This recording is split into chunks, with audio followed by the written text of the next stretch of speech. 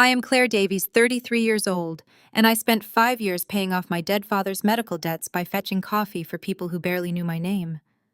My own mother and sister threw me to the wolves, stealing my future to fund their lavish lifestyle. But everything changed on a random Tuesday in a sleek Chicago lobby. I was on my knees wiping up spilled espresso while my family laughed at my misery, completely unaware that the ruthless billionaire they were desperate to impress was about to burst into tears at the sound of my father's name. By the end of the day, their entire fake empire would begin to crumble. Before I share exactly how I destroyed their perfect illusion, let me know where you are watching from in the comments below. Hit that like button and subscribe if you believe karma always collects its debts. The morning started like any other at the Vanguard architecture firm. I was balancing a tray of 6 venti iced lattes and 2 piping hot cappuccinos, navigating the crowded marble lobby of our downtown Chicago office building.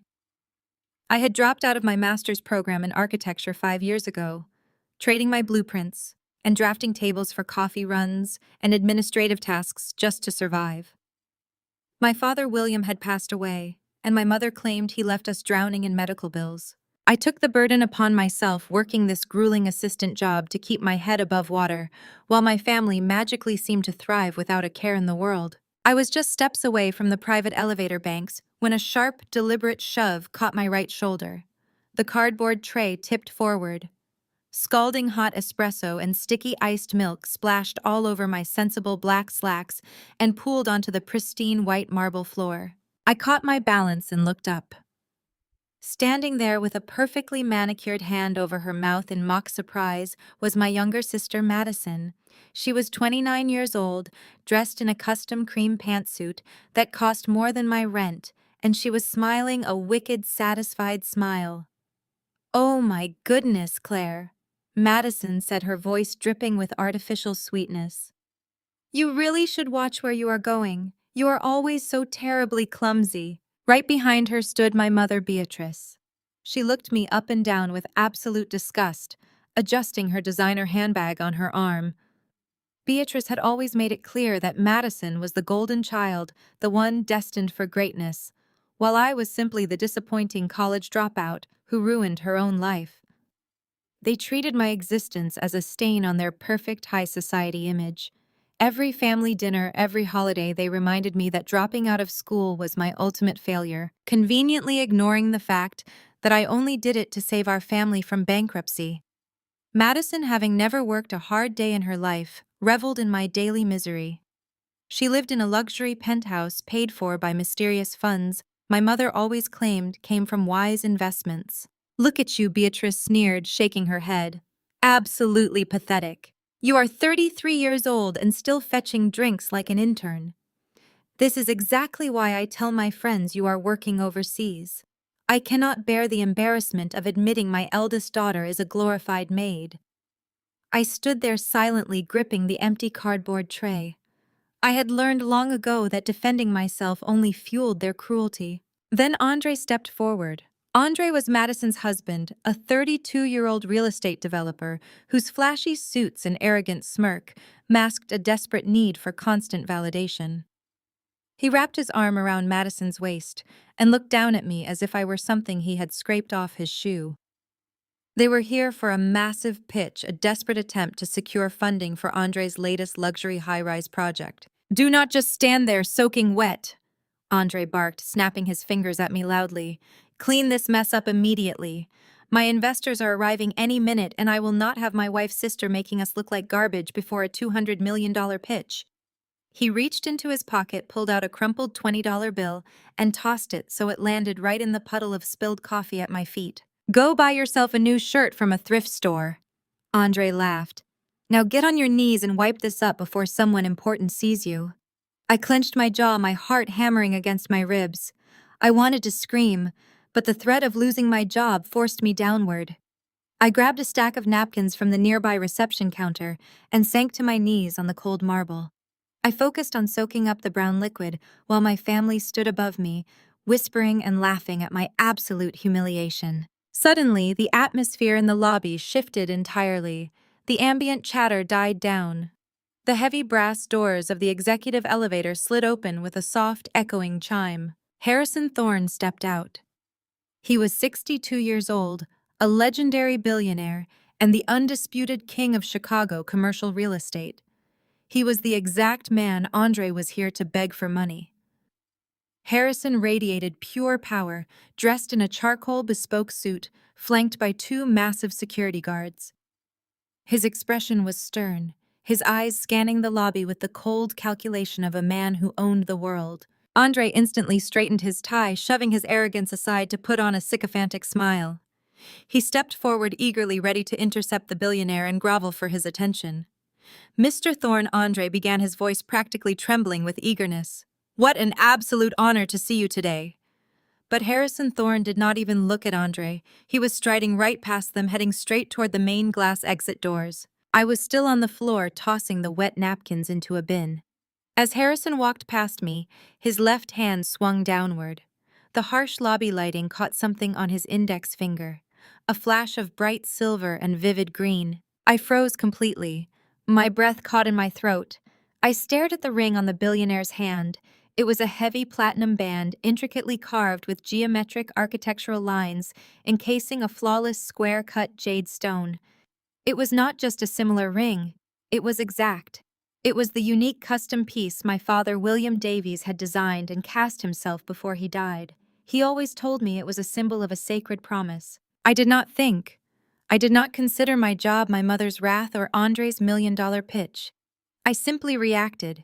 I simply dropped the wet napkins and stood up, stepping directly into the path of the billionaire and his bodyguards. "Sir," I said, my voice echoing clearly across the silent marble lobby, "you are wearing my father's ring." One of the security guards immediately stepped forward to push me away, but Harrison raised a hand, stopping the guard instantly. The billionaire turned slowly to look at me. He looked at my stained clothes, my messy hair, and then he looked directly into my eyes. The annoyance on his face vanished. All the color drained from his cheeks, leaving him completely pale and wide-eyed. His stern, ruthless facade shattered in an instant. He looked at the ring on his finger, then back at me, his voice barely a rough whisper when he finally spoke. "Who was your father?" he asked. Behind me, I could hear my mother hissing my name, furious that I was ruining their crucial moment. I ignored her entirely. I stood tall, meeting the billionaire's gaze without blinking. "My father was William Davies," I said clearly.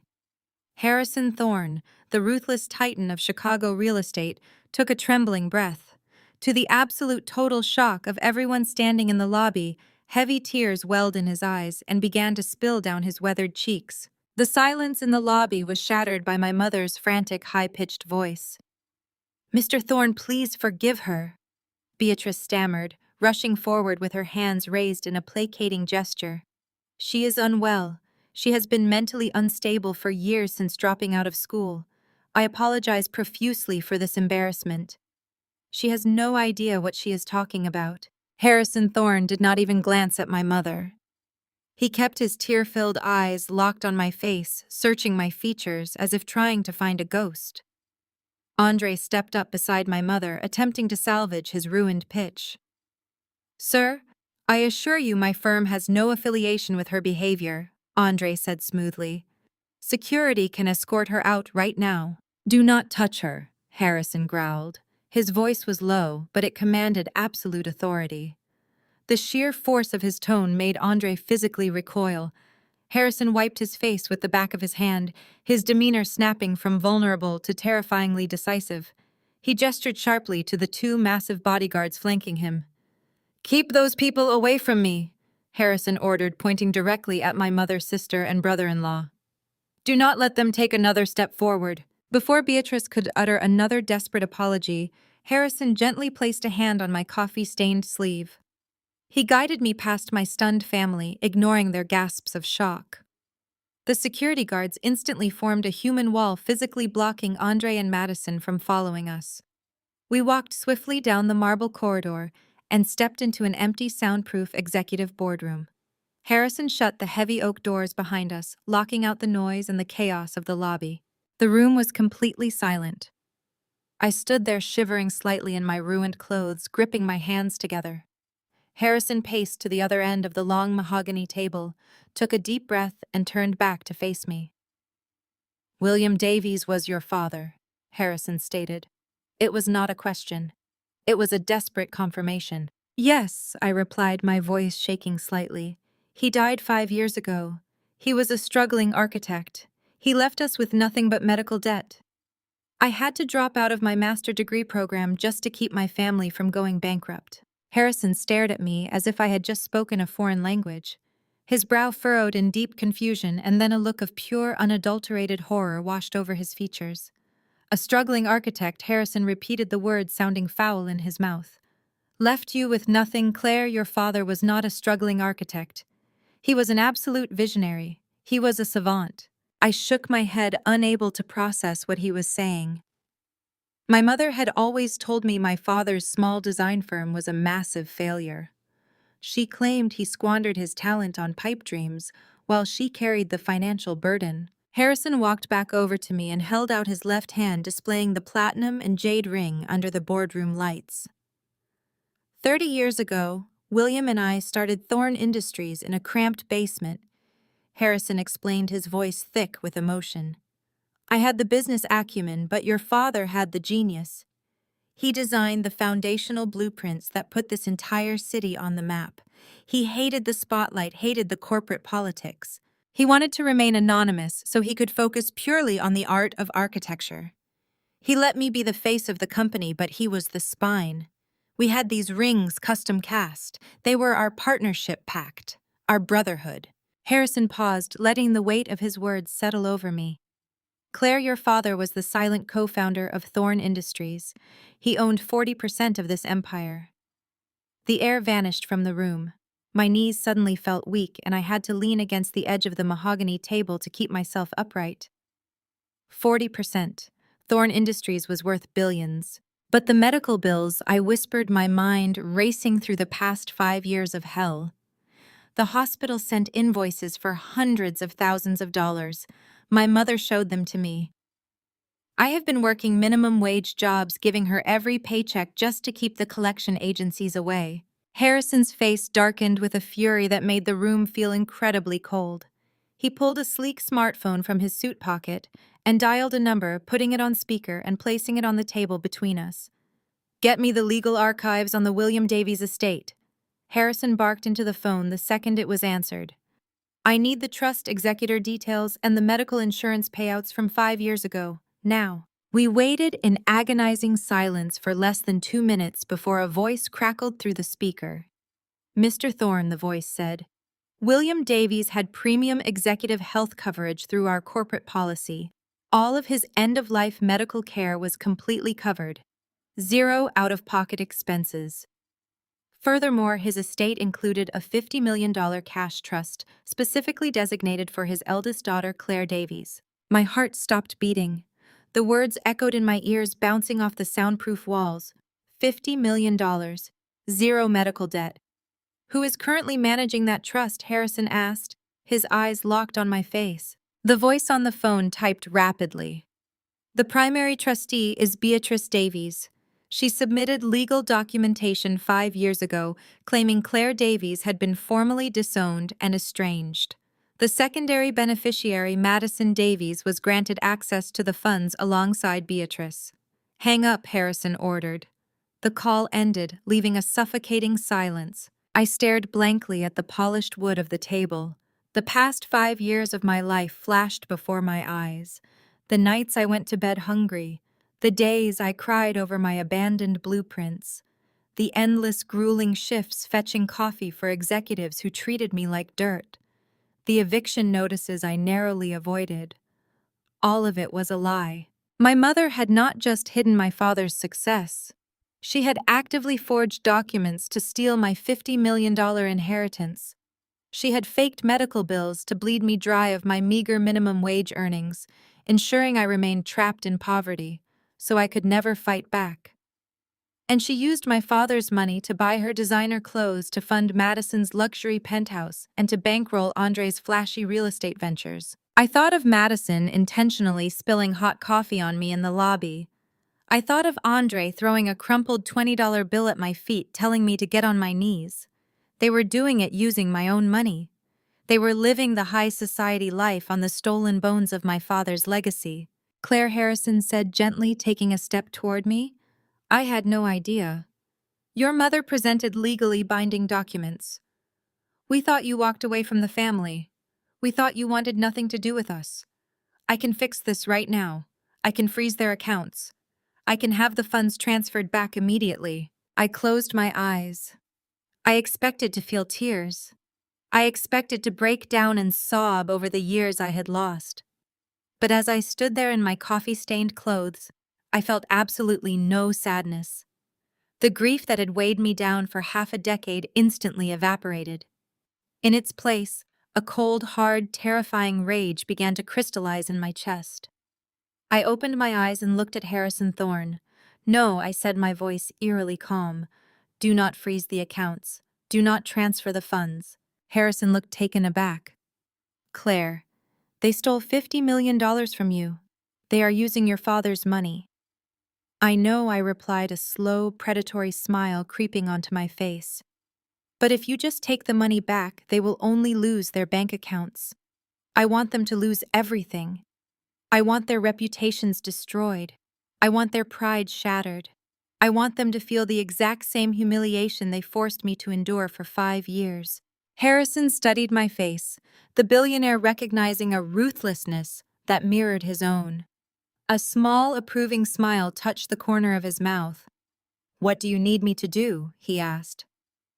I turned to look at the heavy oak doors, imagining my mother and sister standing on the other side, completely oblivious to the fact that their executioner had just been awakened. Harrison moved to the screen. He tapped a sequence of commands bypassing corporate security protocols.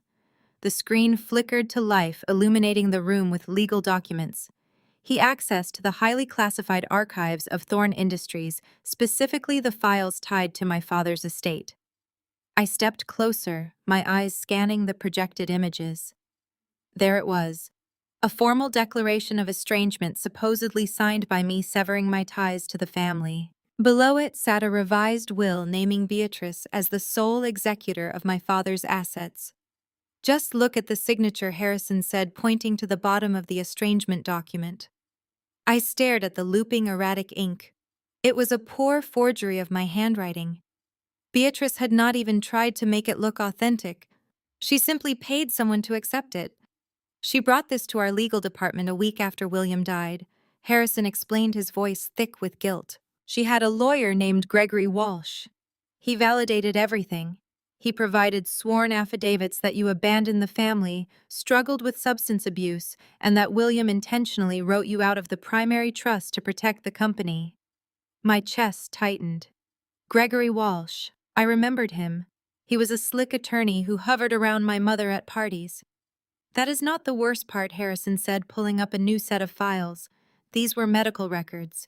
Brace yourself, Claire. I looked at the forms from Chicago Memorial Hospital.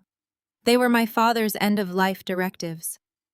I remembered those agonizing days vividly. The doctors had told us my father had a chance to recover from his sudden stroke. He needed time on the ventilator. He needed patience. But my mother had insisted his condition was deteriorating. She told me the doctors said there was absolutely no hope, and she forced me to stay home the night he passed. She pulled his life support, I whispered, reading the authorization form on the screen. Harrison nodded slowly. She presented a forged, do not resuscitate order. William was showing brain activity. He was fighting. But Beatrice invoked her power of attorney. She authorized the termination of his life support 3 days before a massive dividend payout from Thorne Industries hit his accounts. A sharp physical pain struck my ribs. My mother had not just stolen my inheritance, she had murdered my father for a paycheck. She rushed his death to ensure she had absolute control over the estate before he could wake up and expose her greed. The screen shifted again, showing a dizzying web of financial transfers. Harrison traced the flow of the $50 million cash trust that was supposed to be mine. Beatrice and Gregory Walsh had funneled the money through a series of shell companies. Millions were siphoned off to purchase the mansion in Oak Park, where Beatrice currently lived. Millions more went into Madison's accounts, funding her European vacations designer wardrobe and the luxury penthouse she paraded on social media. But the most massive chunks of my stolen inheritance were directed elsewhere. Look here, Harrison pointed to a recurring series of massive wire transfers. $7 million, $10 million, $15 million, all flowing into an entity called Apex Development Group. That is Andre's company, I said, recognizing my brother-in-law's corporate logo on the bank statements. Exactly, Harrison confirmed. Andre portrays himself as a brilliant self-made real estate developer. The reality is that his business model is a complete fabrication. He has been running a high-end Ponzi scheme for the last 3 years. He uses new investor money to pay off old debts. When the market shifted, his entire house of cards began to collapse. Beatrice has been secretly injecting your stolen trust fund money into his failing projects just to keep him out of federal prison and maintain the illusion of their perfect wealthy family. Everything clicked into place. The desperation in Andre's voice in the lobby, the urgency of his pitch to Harrison Thorne today. My $50 million was entirely gone, swallowed up by Andre's massive debts and Madison's insatiable greed. Andre needed Thorne Industries to bail him out because my father's money had finally run dry. I stood frozen before the glowing screen. A normal person would have collapsed into hysterics. A normal daughter would have screamed, cried, and grieved the horrifying realization that her own mother was essentially a murderer and a thief. But I shed no tears. The profound agony of the ultimate betrayal did not break me. Instead, it triggered a massive fundamental shift within my mind. The terrified, submissive assistant who spent 5 years fetching coffee and scrubbing floors died in that boardroom. What replaced her was a woman forged from pure cold calculation. Claire Harrison said, watching my eerily calm reaction with growing concern. I can end this right now. I will have my legal team file an emergency injunction. We can freeze every single asset attached to Beatrice Madison and Andre. I will personally reimburse your $50 million trust from my own accounts while we prosecute them. You do not have to lift a finger. I will destroy them for you. I turned away from the screen and looked at the billionaire. My father's platinum and jade ring caught the light as Harrison gripped the edge of the table. No, I replied, my voice steady, sharp, and entirely void of emotion. A quick legal battle is exactly what they want. They will hire expensive defense attorneys. They will drag it out in court for years. They will play the victims for the media, claiming it is a corporate misunderstanding. I refuse to give them the luxury of a quiet downfall. What are you suggesting? Harrison asked, his eyes narrowing with intense curiosity.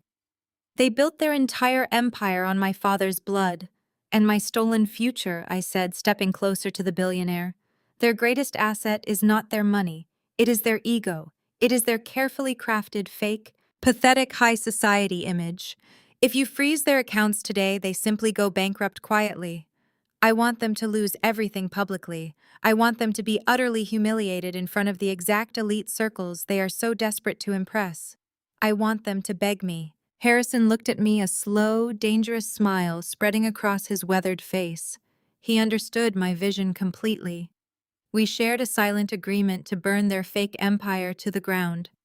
We spent the next 20 minutes outlining the exact parameters of our trap. He would play the eccentric, demanding investor. I would play the broken, compliant victim.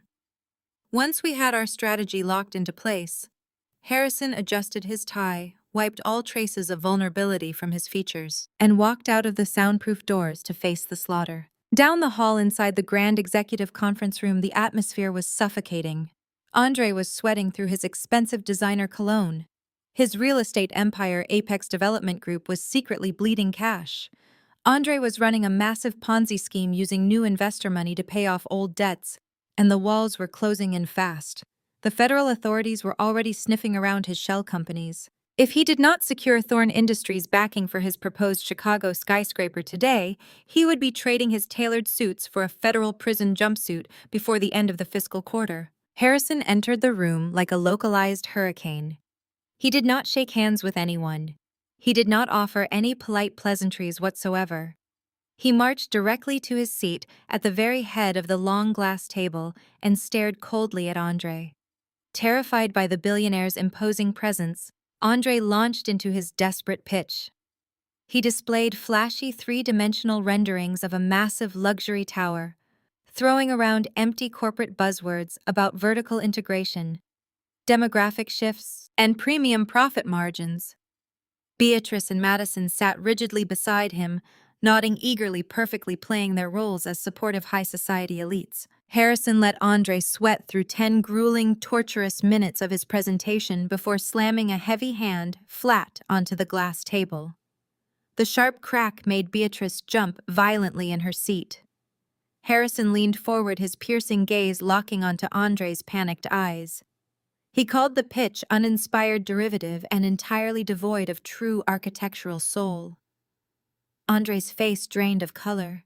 He started stammering, begging for a chance to revise the concepts, practically hyperventilating at the terrifying thought of his fraudulent empire collapsing into dust. Then, Harrison executed our plan with flawless precision. He leaned back in his leather chair and steepled his fingers. He announced he was willing to overlook the lackluster designs, bypass standard initial evaluations, and fully fund the $200 million project. Andre nearly collapsed with pure relief. Madison let out a breathless squeal of delight, and Beatrice clapped her hands together in triumphant victory. But Harrison raised a single commanding finger, silencing their premature celebration instantly. He stated he had one absolute non-negotiable condition for his massive investment. Harrison looked directly at Beatrice and delivered the killing blow. He demanded that the young woman from the lobby, the lowly assistant they had just treated like garbage, must be the lead architect on the skyscraper. Beatrice gasped loudly, her hand flying to her chest in absolute shock. Madison's jaw dropped open. Andre sputtered, his face turning an unhealthy shade of purple. He protested immediately, frantically claiming it was a completely impossible demand. Beatrice found her voice and desperately tried to dissuade the powerful billionaire. She insisted that Claire was a college dropout, an unstable failure who had no business touching a multi-million-dollar commercial project. She aggressively pushed Madison forward instead, boasting loudly about Madison's prestigious social connections, refined taste, and superior background. Harrison cut her off with a freezing, merciless glare that silenced the entire room. He explained that he built his multi-billion-dollar empire by recognizing raw grit and resilience. He said the way Claire handled immense public humiliation with quiet dignity showed exactly the kind of unshakable character he demanded from anyone managing his investments. He told them that fancy degrees and high society pedigrees meant absolutely nothing to him.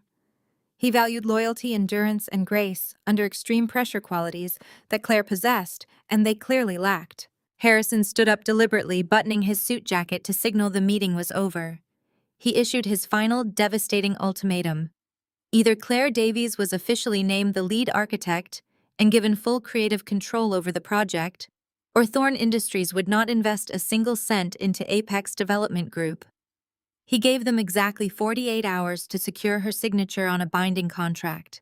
He then turned on his heel and walked out of the room, leaving my family drowning in a state of absolute paralyzing panic. Andre stared at the empty doorway where Harrison had just exited, his breathing shallow and erratic. He knew exactly what federal wire fraud charges carried, and the thought of trading his custom Italian suits for a standard-issue prison uniform terrified him to his very core. Beatrice sat beside him, her perfectly manicured nails digging into the glass table. Her entire high society reputation, built entirely on the millions she stole from my father, was tethered directly to Andre's success. She could not afford to lose her country club memberships and her luxury estate.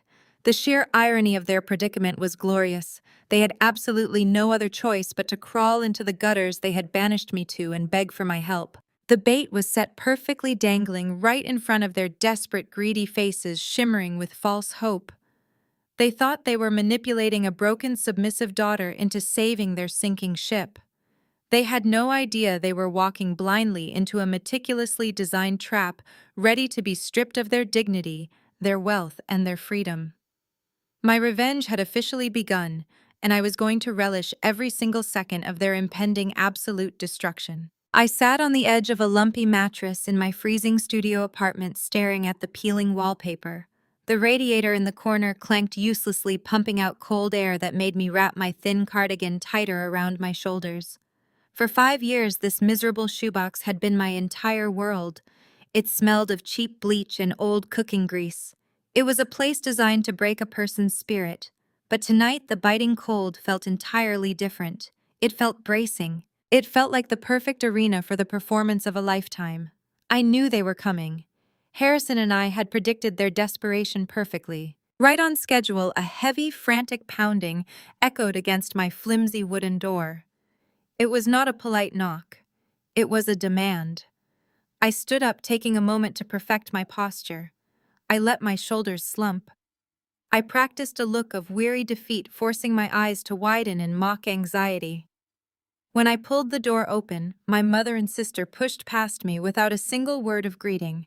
Beatrice stepped into the center of my tiny living space, wrinkling her nose as if she had just stepped into an open sewer.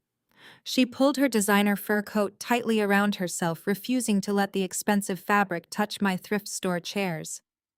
Madison followed right behind her, aggressively wiping her expensive leather boots on my welcome mat before crossing her arms over her chest. Neither of them offered a single apology for the horrific humiliation they had subjected me to in the lobby just hours earlier. In their twisted minds, they were the victims of my clumsy existence. Beatrice turned to face me, her eyes sweeping over my cramped apartment with absolute disdain. "Look at how you live, Claire." Beatrice sighed, her tone dripping with toxic pity. "It absolutely breaks a mother's heart to see her own flesh and blood reduced to squalor. We tried to give you a beautiful life, but you threw it all away when you abandoned your education. You have been punishing us with this pathetic rebellion for 5 years." I kept my eyes glued to the scuffed linoleum floor. I nodded slowly, playing the part of the broken, subservient daughter perfectly. "I know you are struggling," Beatrice continued, stepping closer to me, but making sure to keep a safe distance from my clothes. "That is why your sister and Andre have decided to be incredibly generous. They are throwing you a lifeline, Claire, an opportunity to finally make yourself useful and repay this family for everything we sacrificed to raise you." Madison rolled her eyes as she leaned against the doorframe, clearly impatient to get this over with. "Andre secured a massive investment for a new skyscraper today," Madison announced, completely ignoring the fact that Harrison Thorne had forced their hand. "We need some preliminary architectural drafting done quickly. Andre suggested hiring a professional firm, but I convinced him to give you the job. Consider it a massive favor. We are saving you from pouring coffee for the rest of your miserable life." I kept my head down, forcing my voice to tremble just enough to sound thoroughly defeated. "You want me to design the skyscraper?" I asked, letting a note of desperate hope crack through my words. Madison laughed harshly, a sharp, cruel sound that bounced off the thin walls. "Do not flatter yourself, Claire. You are a dropout. Nobody in Chicago real estate would ever trust a $200 million project to a nobody. You are just going to handle the technical grunt work, the tedious blueprints, the structural layouts, the boring math. I will be the lead architect on paper. I will be the absolute face of the project. You are going to work quietly in the background, and I will be the one doing the magazine interviews and the press tours." Beatrice nodded vigorously, taking over the manipulation with seamless ease. "It is the only way this works, Claire. The investors need to see a refined, high society face leading this project. Madison has the pedigree. She has the style. You lack the polish required for that level of corporate visibility. You will do the drafting, and we will compensate you with a small, reasonable stipend. It is more than you deserve, frankly." Madison reached into her oversized designer tote bag and pulled out a thick stack of legal documents. She tossed them carelessly onto my scratched coffee table. "Before you touch a single pencil, you have to sign this non-disclosure agreement," Madison demanded, her voice sharp and commanding. She tapped her manicured fingernail against the top page. "This document legally surrenders all of your intellectual property rights to me. It states that you are an unnamed contractor. You will never claim credit for the design. You will never tell anyone you worked on the Thorne Industries skyscraper. If you ever breathe a word of this to the press or attempt to steal my spotlight, Andre's lawyers will sue you into oblivion. You will owe us millions. Do you understand? I looked at the thick stack of paper on my table. I knew exactly what was inside those documents. Harrison's elite legal team had spent the entire afternoon drafting them. They had planted the lethal financial trap deep within the boilerplate clauses, waiting for Andre and Madison to blindly enforce it. My family had not even bothered to have their own lawyers read the fine print. They were far too arrogant and far too desperate to secure Harrison's money. They just printed the file Harrison's office provided and brought it straight to my door. Beatrice moved closer, her voice dropping into a harsh, threatening whisper. Do not be ungrateful, Claire. You owe us this. You owe your sister this triumph. Sign the papers, do the work, and stay in the shadows where you belong. If you ruin this for Andre, I will personally ensure you never find work in this city again. I took a slow, deep breath, letting my shoulders cave inward. I reached for the cheap plastic pen sitting on my counter. I let my hand shake visibly as I hovered over the signature line. I looked up at my mother, widening my eyes to project total submission. Thank you, I whispered, my voice thick with fake gratitude. Thank you for giving me this chance. I will not let you down. I will do all the work and Madison can have all the credit. I promise I will stay out of the way. Madison smirked, exchanging a victorious, arrogant glance with our mother. I quickly scrawled my signature across the bottom of the agreement. As the ink dried on the paper, I lowered my head to hide the massive, predatory smile stretching across my face. They thought they had just chained me to a desk to build their empire. They had absolutely no idea I had just handed them the shovel they would use to dig their own graves. The very next morning, I stood outside the towering glass facade of Apex Development Group. Andre had summoned me to his downtown headquarters to formalize the corporate paperwork. The preliminary non-disclosure agreement I signed for Madison last night was just the appetizer. Today was the main course. Today was the official work agreement between Andre's firm and Thorne Industries, the document that would supposedly bind me to a desk while Madison stole my glory. I walked into the lobby of his office and the stench of fake wealth was overpowering. Andre had spared absolutely no expense trying to project the image of a wildly successful real estate mogul. Italian marble floors, imported leather sofas, and massive abstract paintings covered the walls. It was a perfectly constructed illusion built entirely on stolen money and fraudulent investments. The receptionist, a young woman with a headset, sneered at my worn winter coat and pointed me toward a narrow hallway at the back of the building. I found Andre sitting behind a massive slab of polished mahogany in his corner office. He was wearing a custom-tailored charcoal suit, adjusting a gold watch that likely cost more than my entire college tuition. He did not bother to look up or offer me a seat when I walked in. He just kept typing aggressively on his laptop, making me stand awkwardly in front of his desk like a reprimanded schoolchild. You are late, Claire, Andre snapped, finally leaning back in his leather executive chair. I told you to be here at 9 sharp. When you work for my firm, you operate on my schedule. Do not think that just because you are Madison's sister, you get a free pass to slack off. I run a tight ship. It was exactly 2 minutes past 9. I kept my face perfectly blank, channeling the submissive, broken persona my family expected to see. I apologize, Andre, I said softly, keeping my eyes fixed on the edge of his desk. The trains were delayed this morning. Andre scoffed, looking me up and down with blatant disgust. He took in my cheap slacks, my scuffed shoes, and the faded blouse I had deliberately chosen for this meeting. You need to do something about your wardrobe, he muttered, shaking his head. You look like a homeless person who wandered in off the street. I have high-profile investors walking through these halls. I cannot have you wandering around looking like cheap labor. You will stay out of sight while you are on my payroll. He pointed a manicured finger toward a small, windowless room across the hall.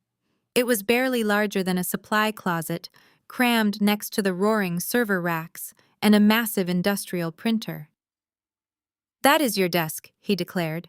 You will sit in there, draft the blueprints Harrison Thorne requested, and send them directly to Madison. You will not speak to my staff. You will not interact with my clients. You are a ghost, Claire. Do you understand? I looked at the miserable claustrophobic closet. A genuine spark of amusement flared in my chest, but I quickly smothered it. Yes, Andre, I understand completely. Good, he said, pulling a thick stack of legal documents from his drawer and slamming them onto his mahogany desk. Now let us get this corporate red tape out of the way. Madison got your signature on the intellectual property waiver last night. This is the official vendor contract mandated by Thorne Industries. Harrison Thorne requires all lead subcontractors to sign this specific agreement before he releases the $200 million funding. It basically just says you agree to all project guidelines and confidentiality rules. Andre pushed the heavy stack of paper across the desk. He tossed a gold-plated pen on top of it. He was practically vibrating with arrogance so high on the prospect of securing Harrison's millions that he could barely sit still. He viewed this contract as a mere formality, a minor annoyance standing between him and absolute elite wealth. I picked up the pen and looked down at the dense, intimidating walls of legal text. My heart beat a steady, powerful rhythm. I knew every single word on those pages. Harrison's elite legal team had spent hours meticulously crafting this specific document. On the surface, it looked like a standard corporate non-disclosure and vendor agreement.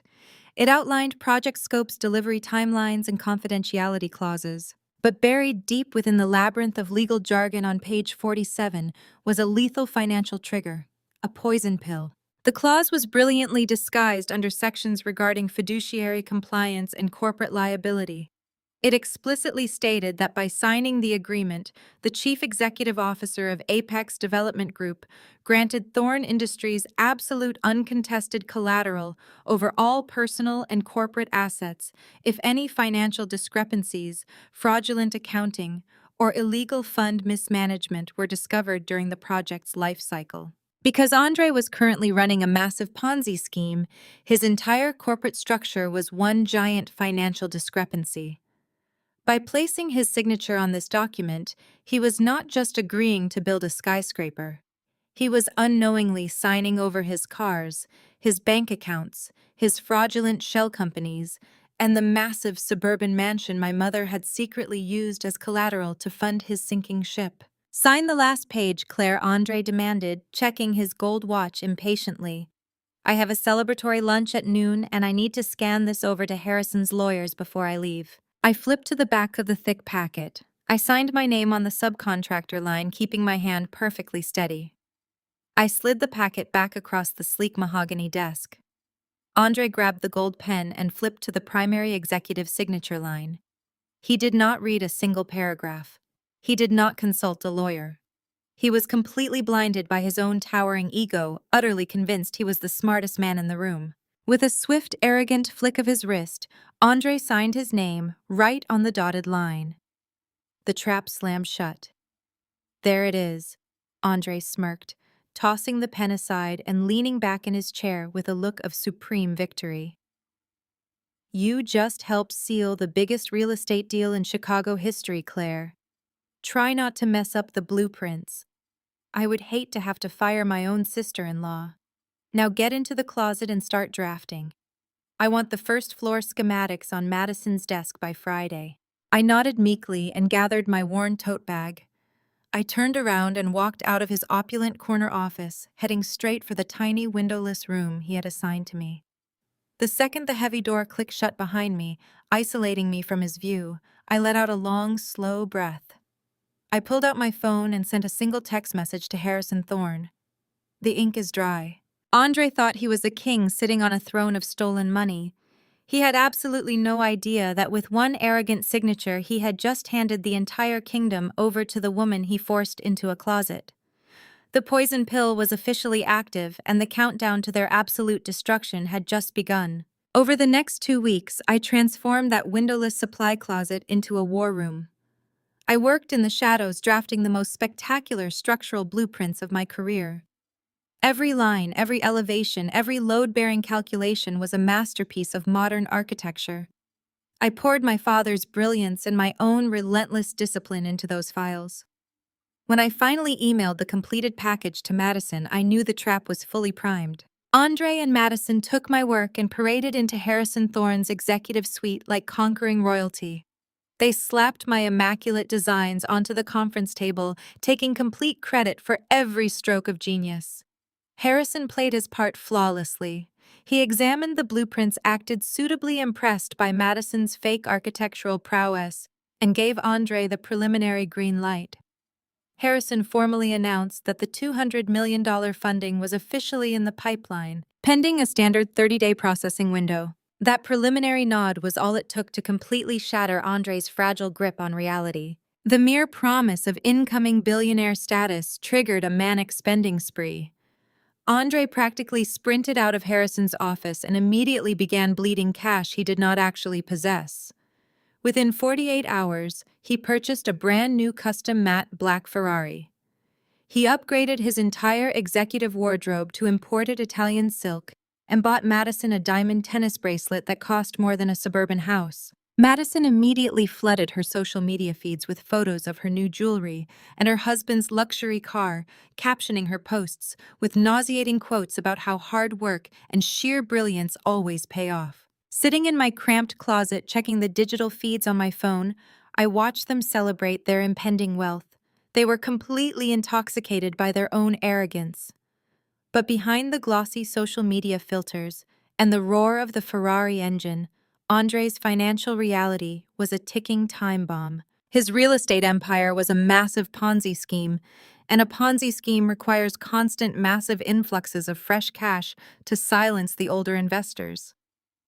The problem was that Harrison's $200 million was locked in that 30-day processing window. Andre's old investors, the ones he had defrauded to fund his previous fake projects, were getting impatient. They started demanding their quarterly returns. They started threatening legal action. Andre was drowning, completely desperate for a massive bridge loan to keep his investors quiet until the Thorn Industries money arrived to wipe his slate clean. He could not go to a legitimate bank. Traditional lenders would demand thorough audits, and an audit would instantly expose his fraudulent books. So Andre turned to the only person as greedy and delusional as he was. He turned to my mother. I learned the details of their frantic arrangement through the restricted corporate emails my elite legal team intercepted. Andre invited Beatrice to an exclusive private dinner at a downtown steakhouse. He poured expensive wine down her throat and fed her a desperate, elaborate lie. He told Beatrice that the Thorn Industries money was secured, but he needed a temporary influx of liquid cash to cover unexpected permitting fees and premium construction materials. He promised her that if she helped him, he would double her investment the moment Harrison's funds cleared.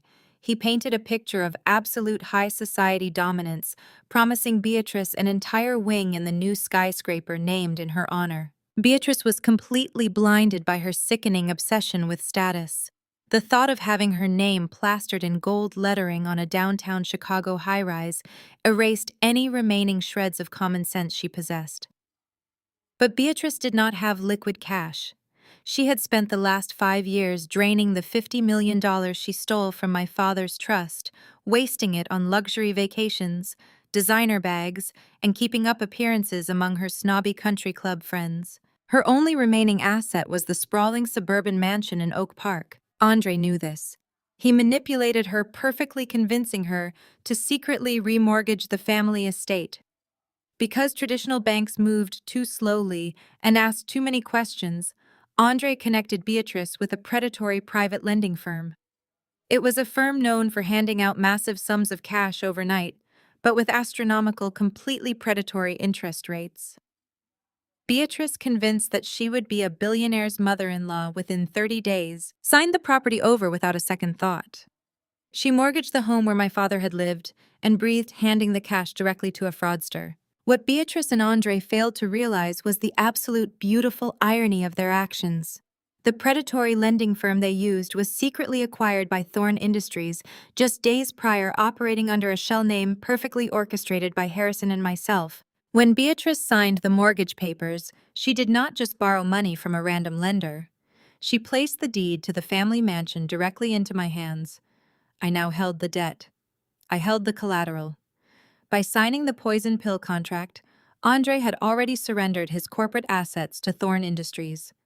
Now, by remortgaging the house, Beatrice had surrendered her only sanctuary. They had literally handed me the keys to their entire existence. I sat at my tiny desk in the supply closet, staring at the glowing screen of my laptop. The digital copy of the newly executed mortgage agreement sat brightly in my inbox. I traced my finger over my mother's signature on the screen.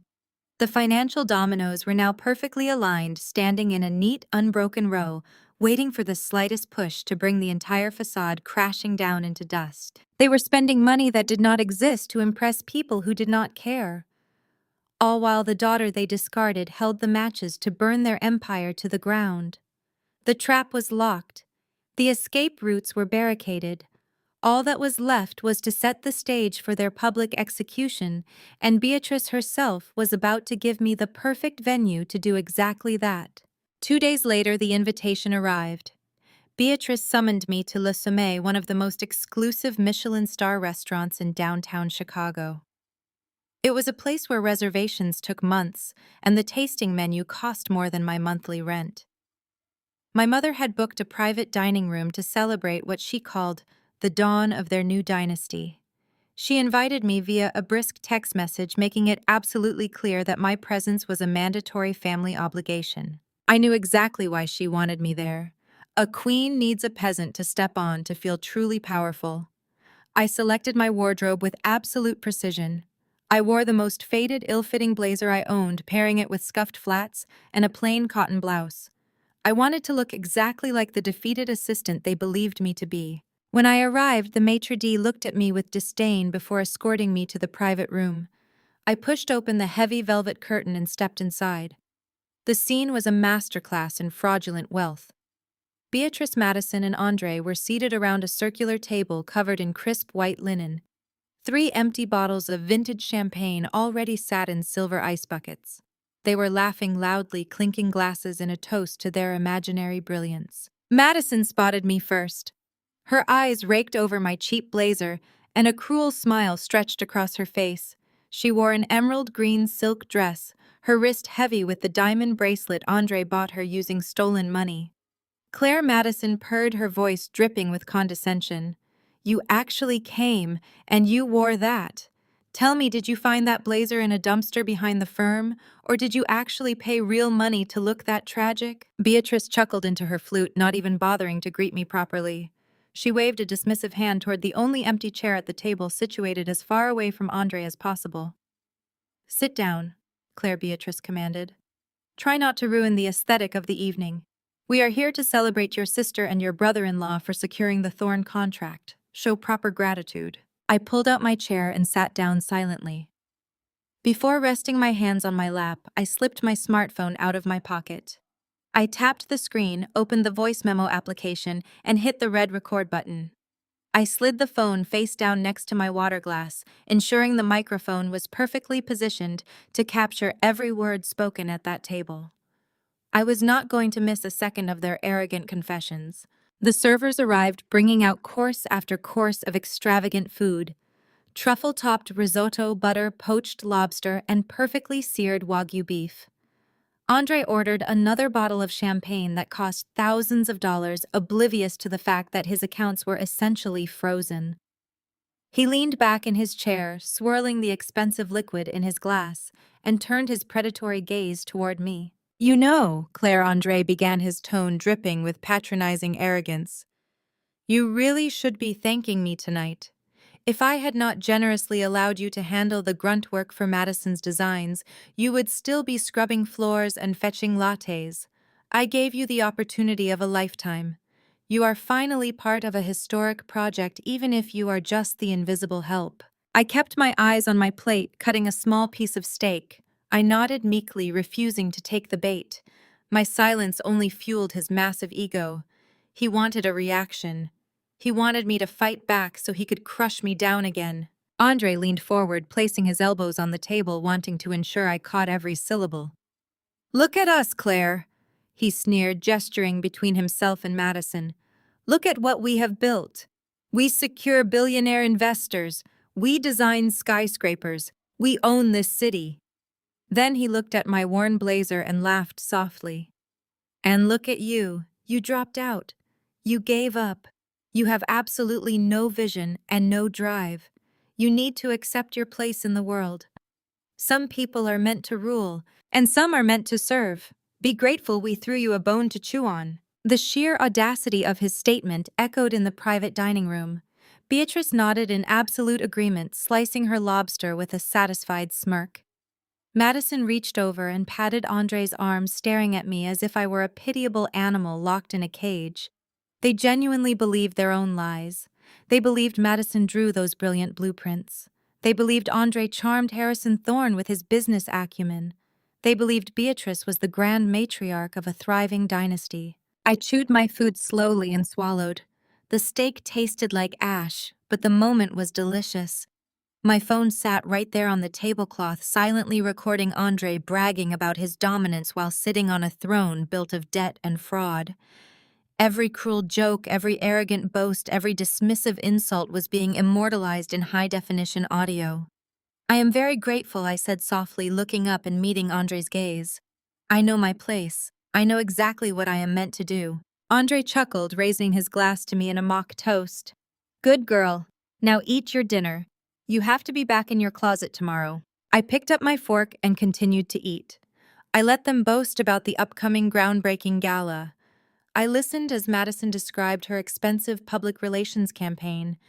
I listened as Beatrice bragged about the custom gown she ordered for the red carpet.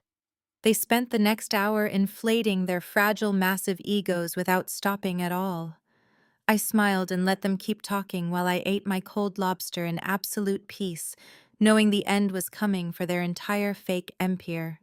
I wiped my mouth, preparing for the final act to begin very soon tonight. The plates were cleared away by a silent team of servers moving with practiced efficiency. The remnants of their extravagant feast disappeared, leaving only the empty crystal champagne flutes and the lingering smell of expensive truffles and roasted garlic in the air. Andre leaned back in his chair, unbuttoning his suit jacket to accommodate the massive meal he had just consumed on what he thought was my dime. Beatrice pulled out a compact mirror to check her lipstick, completely unbothered by the sheer gluttony of the evening. She touched up her makeup with the careless ease of a woman who believed she was untouchable. A few moments later, the maitre d' walked into the private dining room. He carried a sleek black leather folder, presenting it with a slight respectful bow. He bypassed me entirely, stepping directly toward the head of the circular table where Andre and Beatrice sat. He placed the leather folder softly onto the pristine white linen tablecloth right between them. Andre did not even reach for it. He was too busy admiring his heavy gold watch and checking his phone for text messages from his fake investors. Beatrice picked up the folder. She opened it, her eyes skimming the itemized receipt. I watched her perfectly manicured fingernail trace the final total at the bottom of the page. The bill was absolutely staggering. $4,000 for a single dinner. $4,000 of vintage champagne, imported caviar, and dry-aged Wagyu steaks. A malicious smile touched the corners of my mother's mouth. She snapped the leather folder shut and pushed it across the smooth surface of the table. It slid directly over to my side, stopping right next to my glass of tap water. "Since you are finally getting a decent paycheck from Andre, you can pay for this," Beatrice announced, her voice echoing loudly in the quiet room. "Consider it back rent for your childhood. We housed you, fed you, and tolerated your presence for years before you decided to become a complete disappointment. It is time you started repaying your massive debt to this family." Madison let out a sharp bark of laughter. She leaned over to look at the leather folder, shaking her head. "It is the absolute least she can do, Mom. I mean, Andre practically handed her a career on a silver platter. She should be begging to pay for our dinner tonight. It is a privilege for her to even sit in a room like this." Andre smirked, crossing his arms over his chest. "Do not worry about the total, Claire. Just think of it as a business expense. You have to spend money to stay in the orbit of real wealth. Just put it on whatever little debit card you brought and pray it does not decline in front of the waiter. I would hate for my favorite restaurant to ban us because my sister-in-law bounced a check." I stared at the black leather folder sitting in front of me. The sheer blinding audacity of their demand was almost beautiful in its cruelty. They had literally stolen $50 million from my father's estate. They had forged medical documents to end his life. They had secretly remortgaged the family mansion just to keep Andre out of federal prison for wire fraud. They were sitting on a mountain of illegal debt, drowning in a massive financial crisis, and yet they sat here demanding that the daughter they banished pay their $4,000 restaurant bill. I did not panic. I did not argue. I did not point out the absolute insanity of their request. Instead, I reached down to the floor where my cheap worn canvas tote bag rested against the leg of my chair. I unzipped the main compartment. I bypassed my standard bank card, the one tied to the meager savings account I had used to survive the last 5 years. Instead, my fingers found a brand new wallet hidden in the side pocket. I pulled out a heavy, solid metal black card. It was a highly exclusive piece of metal issued directly by Thorn Industries' private banking sector. It possessed no spending limit whatsoever. It was intimately and legally connected to my newly unfrozen $50 million cash trust. The card was sleek, entirely unmarked except for my name engraved in stark silver lettering across the front. The weight of it in my hand was substantial, a physical manifestation of the absolute power I now held over their lives. I placed the heavy metal card onto the leather folder. The solid clink of the metal hitting the table caught Andre's attention. He leaned forward, narrowing his eyes at the black rectangle. Then Andre threw his head back and burst into a loud, booming fit of laughter. Madison joined him immediately, clutching her stomach as she pointed at the card. "Oh my goodness!" Andre gasped, wiping a tear of mirth from his eye.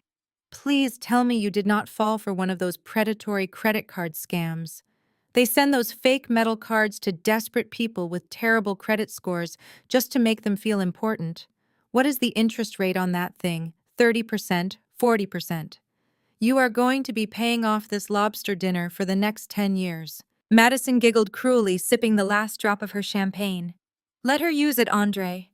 If she wants to bury herself in credit card debt to pretend she belongs at a table like this, let her learn the hard way.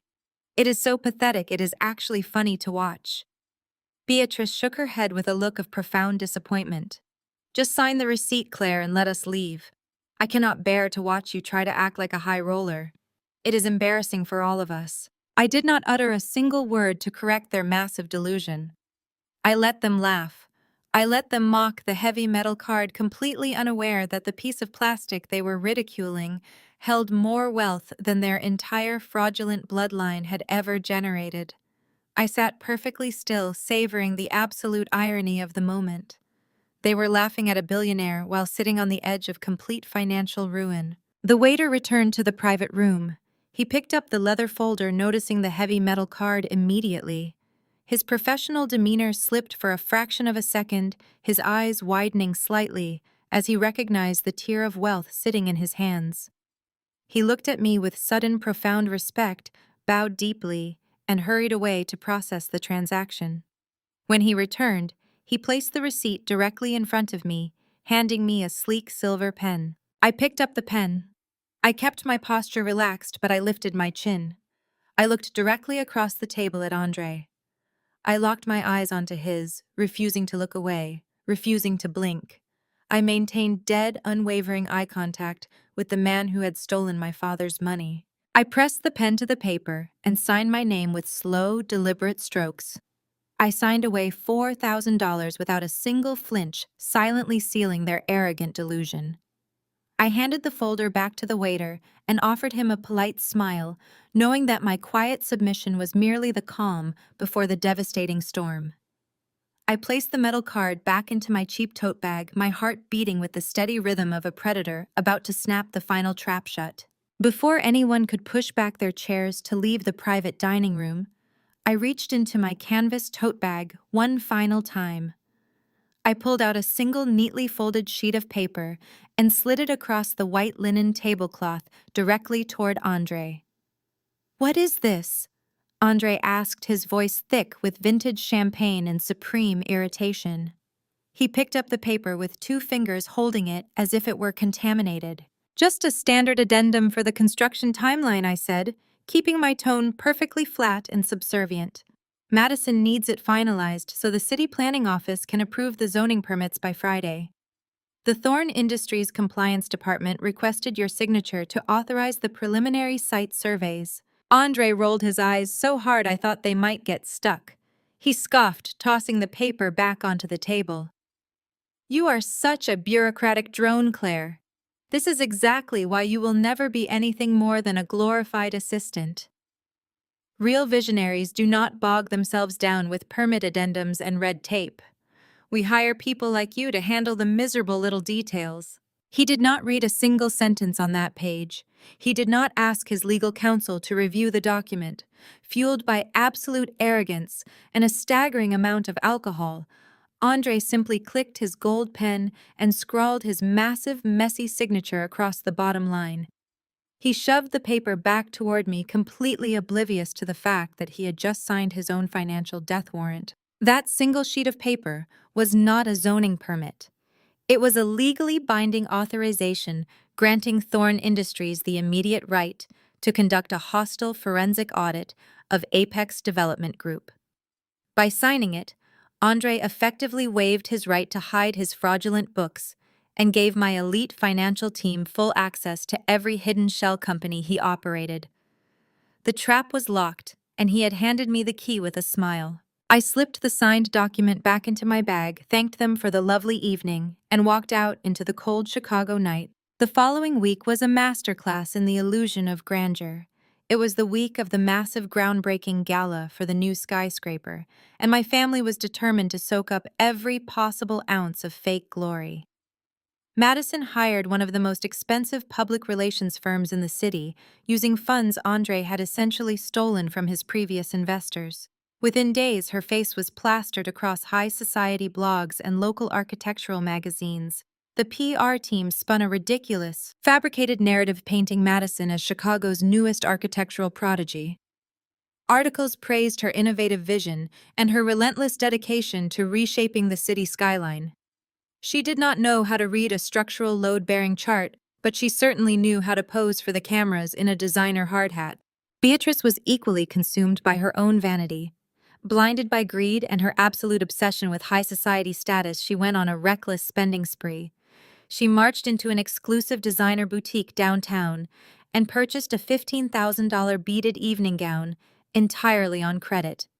She paraded through her elite country club, aggressively bragging to anyone who would listen about her brilliant son-in-law and his rapidly expanding real estate empire. She drank expensive martinis with her wealthy friends, boasting that her family was about to become one of the most powerful dynasties in the entire state of Illinois. They were living in a spectacular fantasy world, but behind the scenes, far away from the flashing cameras and the country club gossip, Harrison Thorne and I unleashed absolute hell. Armed with the poison pill contract and the audit authorization Andre had arrogantly signed, I walked into the top floor of Thorn Industries and gave the command. Our elite team of forensic accountants descended upon Apex Development Group like a pack of starving wolves. Because Andre had legally authorized the audit, his own banking institutions were forced to comply immediately. It took our auditors exactly 48 hours to rip through the fake ledgers. They found the massive gaping holes in his accounts. They traced the illegal transfer of funds from older investors to pay off the newer ones. They definitively proved that Apex Development Group was nothing more than a staggering, spectacular Ponzi scheme. The financial rot was worse than even Harrison had anticipated. With the evidence of severe financial fraud fully secured, the legal triggers embedded in the poison pill contract automatically activated. We did not hesitate. We filed the emergency paperwork with the federal courts under seal. First, Thorn Industries formally executed the collateral clause. We legally seized the debt on Beatrice's sprawling suburban mansion. The predatory lending firm she had used to remortgage her house was already a subsidiary of our corporate umbrella. With the stroke of a judge's pen, the deed to the estate was officially transferred into the holding accounts of my $50 million trust. My mother was completely bankrupt and legally homeless, yet she was currently busy getting her hair styled for the gala. Next, we targeted Andre. The court issued an immediate sweeping freeze on every single personal and corporate account tied to Apex Development Group. His shell companies were locked, his offshore stashes were flagged, his access to any and all liquid capital was entirely revoked. The sheer beauty of the execution was its absolute silence. Because the asset seizures and account freezes were processed late on a Friday afternoon through sealed federal orders, the automated banking alerts would not trigger until the next business cycle. My family remained completely blissfully oblivious. They had no idea that their credit cards were about to decline. They had no idea that their empire had already been reduced to ash. As the sun set over the Chicago skyline on the evening of the gala, I stood in Harrison's office looking out at the city. The stage was perfectly set. The press was waiting. The high society elite were gathering at the luxury hotel downtown, ready to celebrate a triumph that did not actually exist. My mother, my sister, and my brother-in-law were walking straight into the most brutal public execution this city had ever seen, and I was going to be the one to drop the blade. The Grand Continental Hotel was a beacon of excessive luxury sitting right in the heart of downtown Chicago. I sat in a private glass-walled VIP suite perched high above the main ballroom, watching the live feed on a series of large high-definition monitors. Down below, the red carpet had been rolled out, flanked by thick velvet ropes and dozens of aggressive photographers. The city elite were arriving in droves. The mayor, wealthy city planners, and high society investors stepped out of their black luxury vehicles, eager to associate themselves with the massive $200 million skyscraper project. It was the social event of the year, a dazzling display of wealth and power, and my family was completely ready to consume every single second of it. At exactly 7 o'clock, a rented stretch limousine pulled up to the front entrance. The cameras flashed aggressively in a blinding wave of bright white light as the heavy doors opened. Beatrice stepped out first. She was wearing the $15,000 beaded evening gown she had purchased entirely on credit. She smiled a massive, practiced smile, waving to the photographers as if she were Hollywood royalty, rather than a woman whose massive suburban mansion had just been legally repossessed by my trust fund. She strutted down the red carpet, stopping to kiss the cheeks of her wealthy country club friends. I watched on the monitor as she boldly approached the mayor, shaking his hand and loudly boasting about the incredible dynasty her family was building. She acted as though she personally laid the foundation for the entire city, completely blinded by her own manufactured superiority. Madison and Andre eagerly followed right behind her, soaking up the intoxicating attention. Madison wore a sleek silver designer dress that caught the flash of the cameras with every step she took. She paused every few feet to pose for the architectural magazine photographers who had been invited by her expensive public relations team. She tilted her chin, offering haughty smiles to the press, perfectly playing the role of Chicago's newest and brightest architectural prodigy. She confidently answered basic questions about the building design with vague, pretentious buzzwords she had memorized from a textbook. She did not know the first thing about structural load distribution or geometric spacing, but she knew exactly how to angle her diamond tennis bracelet for the cameras. Andre was in his absolute element. He wore a custom tuxedo, walking with the exaggerated swagger of a man who believed he was completely untouchable. He stopped at the official press podium, eager to feed his massive ego. A reporter from a major financial network thrust a microphone toward him, asking how it felt to secure such a historic investment from the legendary Harrison Thorne. Andre adjusted his jacket, puffing out his chest. "It feels like destiny," Andre declared, his voice echoing through the live feed into my quiet viewing room. "I am a self-made man. I built Apex Development Group from the ground up through sheer determination and flawless business instincts. But a project of this magnitude requires a visionary mind, and I am blessed to have the most brilliant architect in the world by my side." He reached out and pulled Madison close to him, kissing her cheek for the cameras. "My wife Madison designed every single inch of this magnificent tower," Andre lied flawlessly. "She is a true genius. Together we are going to completely redefine the skyline of this city." The reporters were completely captivated by the narrative of a young, unstoppable power couple. They pressed him about the rumors of financial instability in the real estate market, but Andre simply laughed, dismissing the questions with a wave of his hand. "When you have a billion-dollar vision, the money always follows," Andre boasted, looking directly into the camera lens. "We have the absolute backing of Thorne Industries. We are completely financially secure. We are looking forward to a very lucrative future." I took a very slow, deliberate sip of my cold, sparkling water, watching his arrogant performance on the screen. It was almost mesmerizing to witness a man so deeply entangled in his own fraudulent reality. He was boasting about his immense wealth while his bank accounts were currently frozen solid by a federal court order. He was praising his wife's architectural genius, while the actual creator of those blueprints watched him from a suite directly above his head. As the press line moved forward, an older woman from Beatrice's country club approached the family. She hugged Beatrice, congratulating her on the monumental evening. Then the woman looked around, scanning the crowded red carpet with a confused expression. "Beatrice, darling?" the woman asked loudly. "Where is your other daughter? Where is Claire? I thought she was supposed to be working on this project in some small capacity. Did she not come to celebrate with her family?" Beatrice's fake smile faltered for a fraction of a second. She recovered quickly, letting out a soft, condescending sigh. "Oh, you know," Claire Beatrice said, waving her hand dismissively. "She has always been painfully shy and awkward. She struggles in high society settings. We invited her, of course, but she felt it would be best to stay home in her little apartment. She gets so easily overwhelmed by our success. It is quite sad, really, but we try to support her however we can." Madison rolled her eyes, leaning closer to Andre as the older woman walked away. Andre leaned down, his lips brushing against Madison's ear.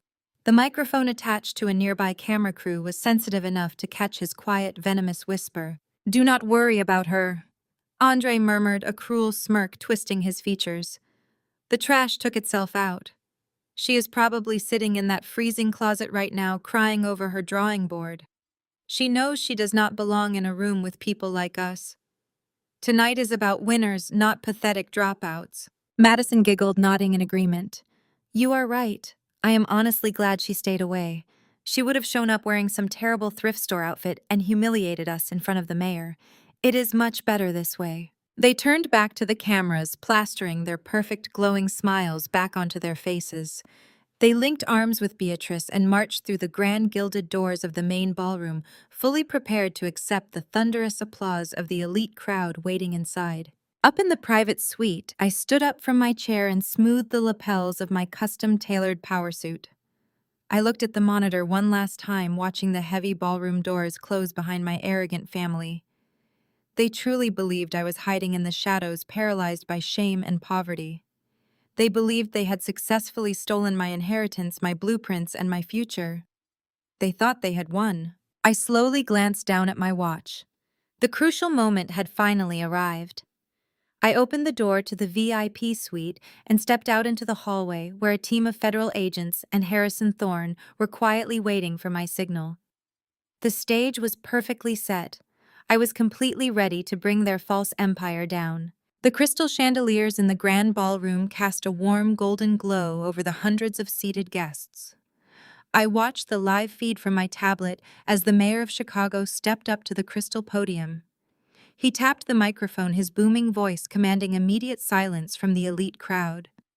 He spoke highly of the city's future of innovation and of the brilliant minds leading the charge in urban development. He then extended his hand toward the head table, enthusiastically introducing the visionary power couple who were about to reshape the downtown skyline. The applause was deafening. It rolled through the room like thunder. Andre stood up first, buttoning his custom suit jacket with a sickeningly arrogant smirk. He helped Madison out of her chair, kissing her hand for the cameras stationed around the perimeter. Beatrice sat beside them, dabbing her eyes with a silk handkerchief, playing the role of the overwhelmed, proud matriarch to absolute perfection. Madison floated toward the stage in her shimmering silver dress. She moved with the unearned confidence of someone who had spent her entire life stealing the spotlight. She took her place behind the podium, gripping the edges with a practiced poise. The massive LED screen stretching across the wall directly behind her displayed a simple, elegant holding graphic with the Apex Development Group logo. "Thank you, Mayor, and thank you to everyone who joined us tonight," Madison began. Her voice echoed through the state-of-the-art sound system, smooth and practiced. She had undoubtedly rehearsed this speech in front of her penthouse mirror 100 times. Architecture is not just about steel and glass. It is about legacy.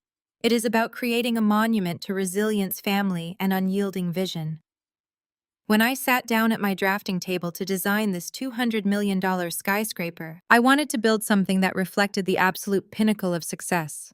I poured my soul into these blueprints. I worked tirelessly through the nights, fueled by the unwavering support of my brilliant husband Andre and my incredible mother Beatrice. They taught me that true greatness requires sacrifice and an uncompromising dedication to excellence. The audience applauded politely, entirely captivated by her fraudulent charm. Madison let the applause wash over her, closing her eyes for a brief second to savor the stolen glory. She held up a small black remote clicker in her right hand. "Tonight, we do not just unveil a building," Madison announced, her voice rising with dramatic flair. "We unveil the future of this city. Allow me to present the architectural crown jewel of Chicago." She pressed the button on the remote. The grand holding graphic vanished instantly. The ballroom lights dimmed automatically to emphasize the massive screens. But there was no majestic three-dimensional rendering of a luxury skyscraper. There was no soaring glass tower or sweeping drone footage of a breathtaking architectural marvel. Instead, the screens flashed violently, flooding the elegant ballroom with a harsh, glaring red light. A massive, stark black font appeared across the blazing red background. It read, "Apex Development Group Official Forensic Audit." The crowd fell completely silent. The confusion in the room was palpable. People squinted at the screens, assuming it was a technical glitch or an incredibly poorly designed presentation slide. Madison did not turn around to look at the screen. She stood at the podium, her perfect smile frozen on her face, waiting for the gasps of awe that usually accompanied a rendering reveal. When the room remained dead silent, her smile faltered. She pressed the clicker again, aggressively jabbing her thumb into the plastic button to force the slide to change. The screen shifted, but it did not fix the problem. The display transitioned to a massive high-definition spreadsheet. It was the heavily guarded internal ledger of Apex Development Group. Vivid red arrows and circled highlighted figures mapped out a sprawling, undeniable web of financial fraud. The word Ponzi scheme was stamped across the top in bold, undeniable letters. The charts meticulously detailed how millions of dollars from older investors had been illegally siphoned to cover the fabricated returns of newer clients. It displayed the frozen shell accounts, the empty offshore reserves, and the exact negative balances. Whispers began to ripple through the audience. Elite investors sitting near the front tables leaned in, their eyes widening in absolute horror as they recognized their own account names listed in the fraudulent ledgers. Andre shot out of his chair at the head table. His face turned an unnatural shade of gray. He shouted at the audio-visual team stationed in the back corner of the room, waving his arms frantically. Madison finally turned around to look at the massive screens behind her. The color instantly drained from her perfectly manicured face. She started mashing the remote clicker in a blind panic, desperately trying to turn the screens off, but she had zero control. My team had completely hijacked the presentation feed from a secure server offsite. With her frantic clicking, the slide advanced again. This time, the screen displayed a pristine, undeniable bank statement. It showed a $50 million cash trust belonging to William Davies. Right beside it was a transfer log showing the money being illegally drained and funneled directly into the accounts of Madison Davies and Beatrice Davies. The whispers in the ballroom escalated into shocked murmurs. People were pointing, covering their mouths, and exchanging bewildered glances. Then the final slide flashed onto the screen. It was not a financial document. It was a medical record from Chicago Memorial Hospital. The header clearly read, "Do not resuscitate order." Next to it was the authorization form to terminate life support for William Davies. A bright yellow highlight illuminated the forged signature of Beatrice Davies. Another highlight circled the exact date the life support was pulled. Right below that, an attached bank record showed a massive corporate dividend payout from Thorne Industries, depositing into Beatrice's account exactly 3 days after my father's orchestrated death. The connection was blatantly obvious to every single person in that room. The murmurs erupted into a deafening roar of outrage and shock. The elegant high society gala transformed into absolute chaos within seconds. Investors were shouting. Journalists in the back of the room immediately raised their cameras' flashbulbs, exploding like a strobe light across the panicked faces of my family. Beatrice remained frozen in her seat, her mouth hanging wide open in sheer terror, the silk handkerchief slipping from her trembling fingers and fluttering to the floor. Andre was screaming at the top of his lungs, his face slick with sweat, demanding someone cut the power to the building. Madison gripped the edges of the podium so hard, her knuckles turned white, paralyzed by the blinding glare of her public destruction. The deafening roar of the ballroom amplified into pure chaos. Andre scrambled away from the head table, his expensive Italian leather shoes slipping on the polished hardwood floor. He was no longer the suave, untouchable real estate mogul. He looked like a cornered animal. He sprinted toward the back of the room where the audio-visual technicians sat behind their soundboards and lighting rigs. "Shut it down!" Andre screamed, his voice cracking hysterically over the rising noise of the crowd. "Cut the power right now. Unplug the main feed. This is a malicious corporate hack. Turn off those screens before I sue every single one of you into absolute oblivion." The technicians shrank back in their chairs, holding their hands up in defense. They frantically tapped at their keyboards, trying to override the system, but my specialized team had locked them out completely. The blazing red financial charts and the forged medical directives remained plastered across the massive LED displays, casting a harsh, damning light over the panicked crowd.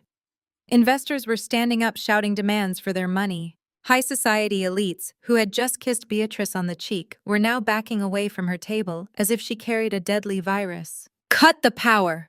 Andre shrieked again, his face slick with a heavy layer of sweat. He grabbed a thick black cable from the soundboard and yanked it violently, but the screens did not flinch. He spun around his chest, heaving his perfectly tailored suit jacket, now sitting crooked on his shoulders.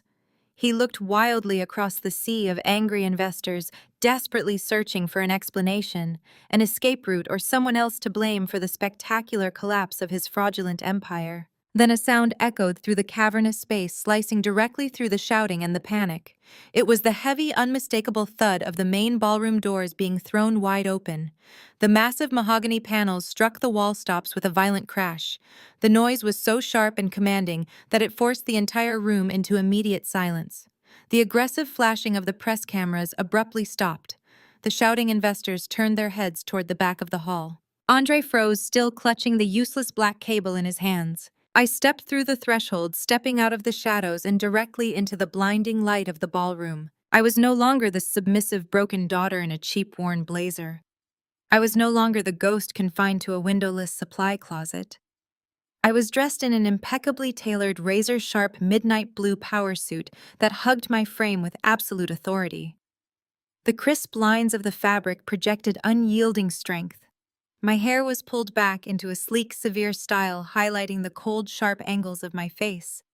I wore no jewelry save for one distinct piece. Resting heavily on my right index finger, catching the glare of the ballroom chandeliers, was my father's custom platinum and jade ring. It gleamed like a weapon. I did not walk in alone. Flanking my right side was Harrison Thorne. The billionaire titan of Chicago real estate matched my powerful stride, his expression set in stone. He did not lead the way. He walked exactly half a step behind me, silently broadcasting to every single elite investor in the room that I was the one who commanded his absolute loyalty. Flanking my left side and spreading out to secure all the ballroom exits were 8 federal agents. They wore dark suits and stern expressions, the gold shields on their belts flashing visibly under the bright lights. The atmosphere in the room shifted from chaotic panic to an electrifying, terrified silence. The high society crowd, the same people who had mocked my existence and praised my sister's fraudulent genius just minutes ago, parted for me immediately. They scrambled out of the center aisle, pressing themselves against the banquet tables to clear my path. The sea of elite socialites parted like the Red Sea, granting me an unobstructed, majestic walkway directly toward the head table. I walked with slow, measured, predatory steps. The sharp click of my heels against the hardwood floor echoed through the dead, silent ballroom. I kept my chin perfectly level, my eyes fixed straight ahead. I did not look at the frightened investors. I did not look at the scrambling press.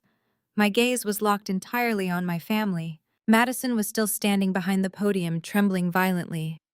The harsh red glow of her own public execution highlighted the sheer terror in her eyes. She looked from me to the federal agents, to the towering screens behind her, finally putting the pieces together. The arrogant, triumphant girl who had mocked my thrift store clothes at the Michelin star restaurant was gone. In her place stood a terrified fraud utterly exposed before the entire city. Andre dropped the cable. He staggered backward, bumping into a tray of champagne glasses. They tipped over, shattering on the ground, but nobody even flinched. He stared at me with wide, bloodshot eyes, his jaw opening and closing as he failed to form a single coherent word. He finally realized that the quiet, compliant sister-in-law he had treated like cheap labor was the mastermind behind his absolute destruction. I finally reached the front of the room, stopping just 5 feet away from the head table where my mother sat. Beatrice was staring at me as if she had just seen a demon rise from the grave.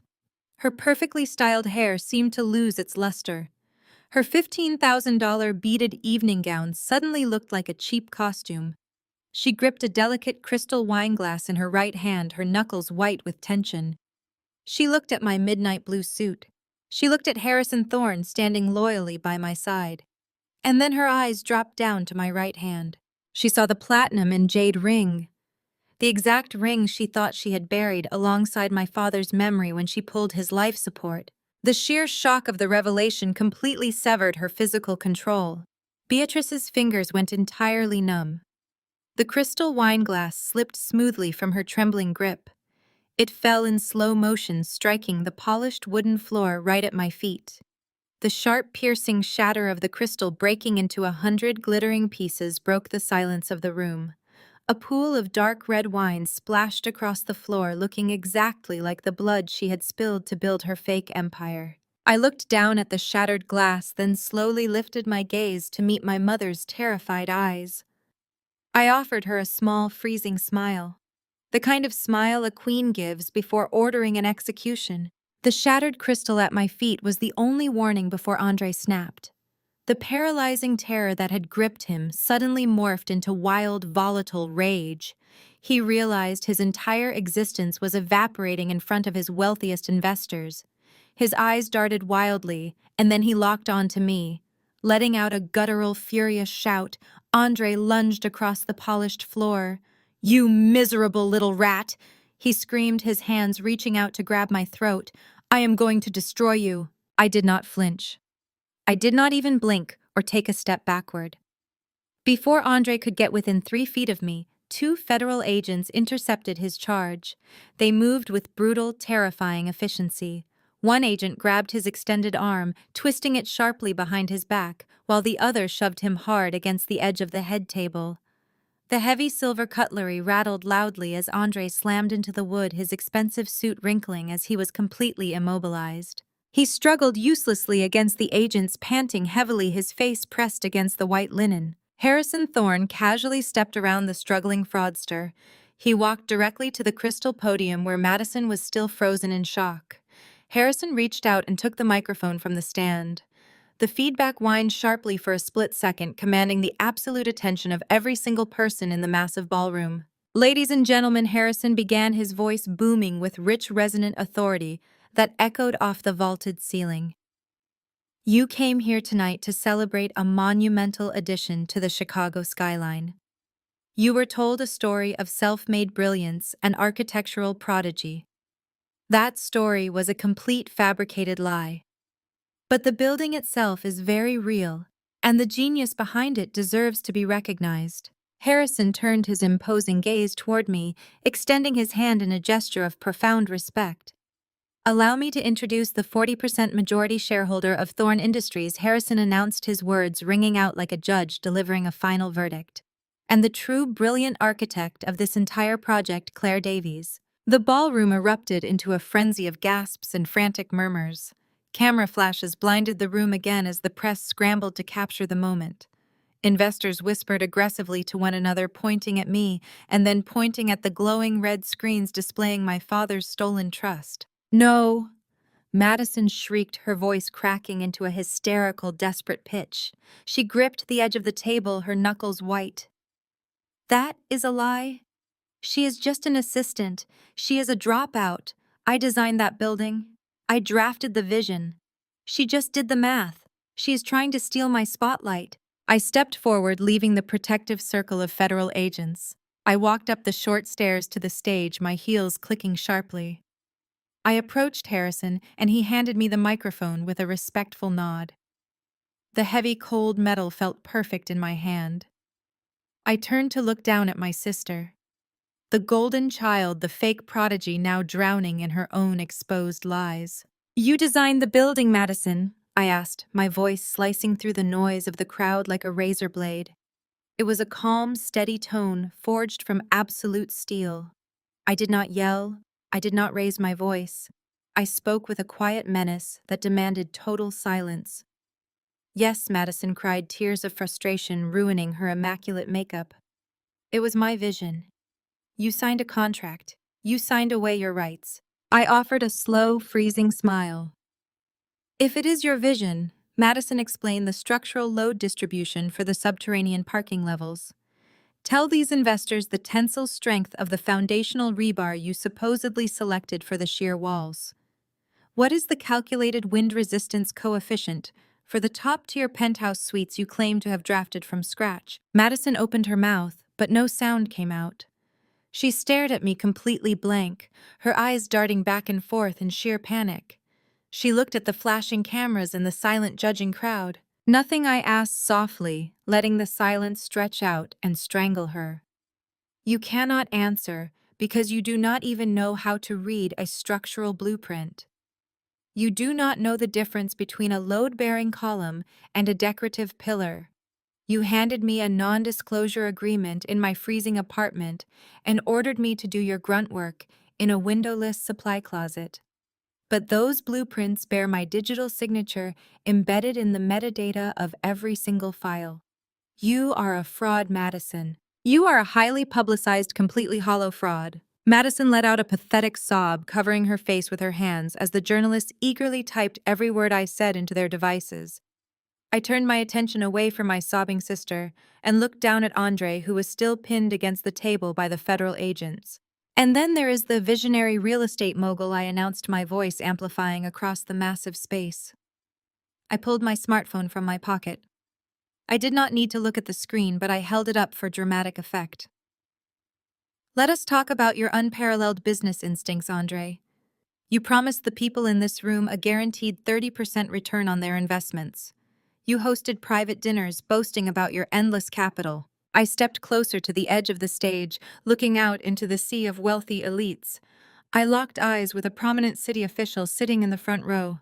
"The truth is, Apex Development Group has not turned a legitimate profit in 3 years, I stated clearly. I looked back at Andre, enjoying the absolute terror in his eyes. "Let us read your actual account balances to your generous investors, shall we? Your primary operational account, ending in 4201, currently holds a balance of negative $12 million. Your offshore shell account in the Cayman Islands, which you used to hide stolen funds, was frozen this afternoon with a balance of negative $28 million. Andre squeezed his eyes shut, shaking his head rapidly as if trying to wake up from a nightmare. "You owe $40 million in immediate payouts," I continued mercilessly. "You took fresh money from the high society elites standing in this very room to pay off the angry investors from your last failed project. You used my stolen trust fund to buy Ferraris and diamond bracelets while your company bled to death. You are not a king, Andre. You are a pathetic thief sitting on a mountain of illegal debt, and the game is officially over." The silence that followed my words was absolute. The investors stared at Andre with pure, unadulterated venom. The illusion of the perfect wealthy family was entirely eradicated.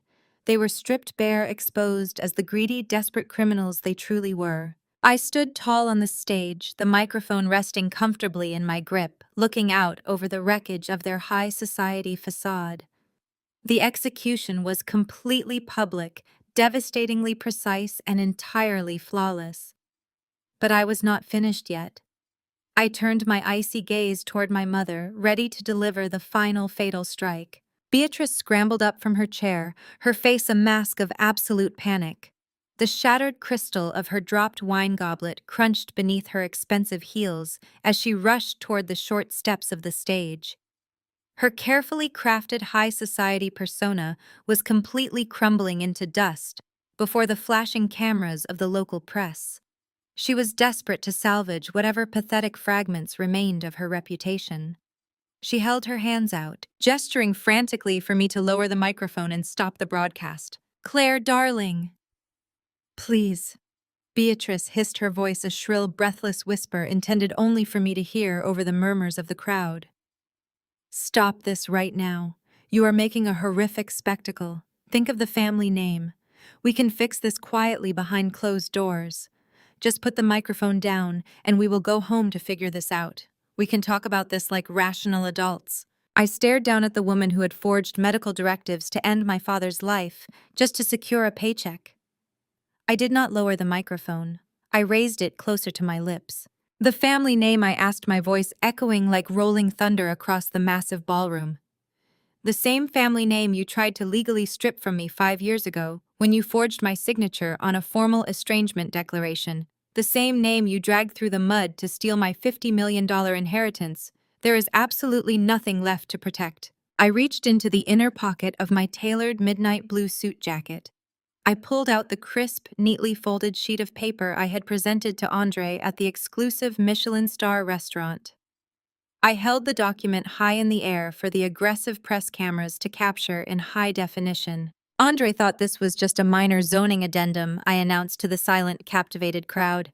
He was far too arrogant and intoxicated to read the fine print before eagerly signing his name. This document legally activated a lethal poison pill clause.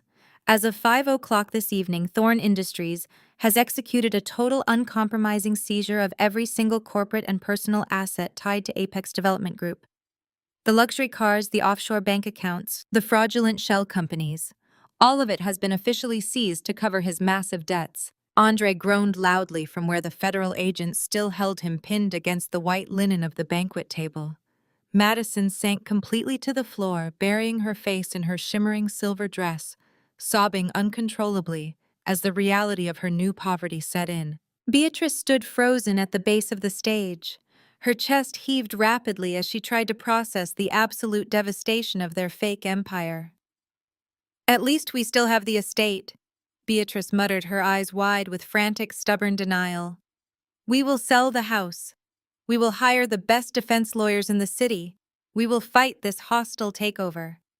I looked down at her and offered a slow smile completely devoid of mercy. "Oh, and Mother," I said, letting my voice drop to a deadly conversational tone that carried clearly through the premium sound system.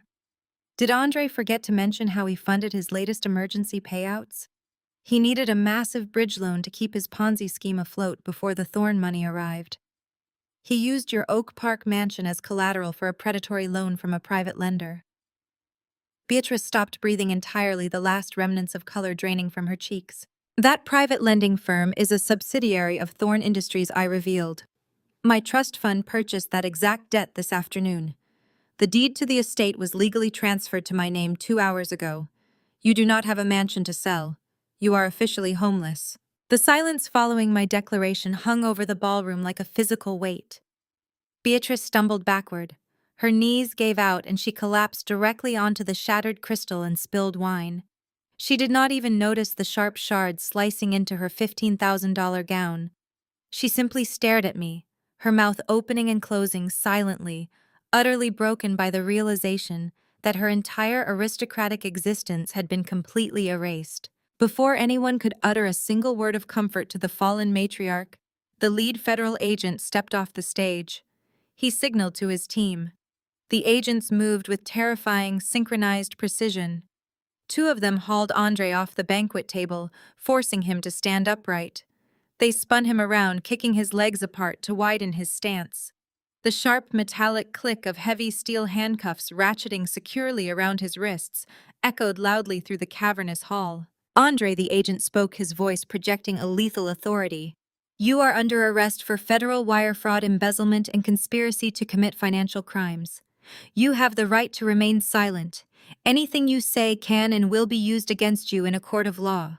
The Miranda rights continued reciting the exact legal parameters of his absolute destruction. Andre did not remain silent.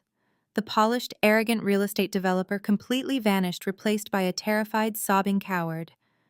The moment the cold steel locked around his wrists, his loyalty to his high society family evaporated instantly. "It was not my fault," Andre screamed. His voice was frantic, cracking with raw panic as he violently thrashed against the tight grip of the federal agents.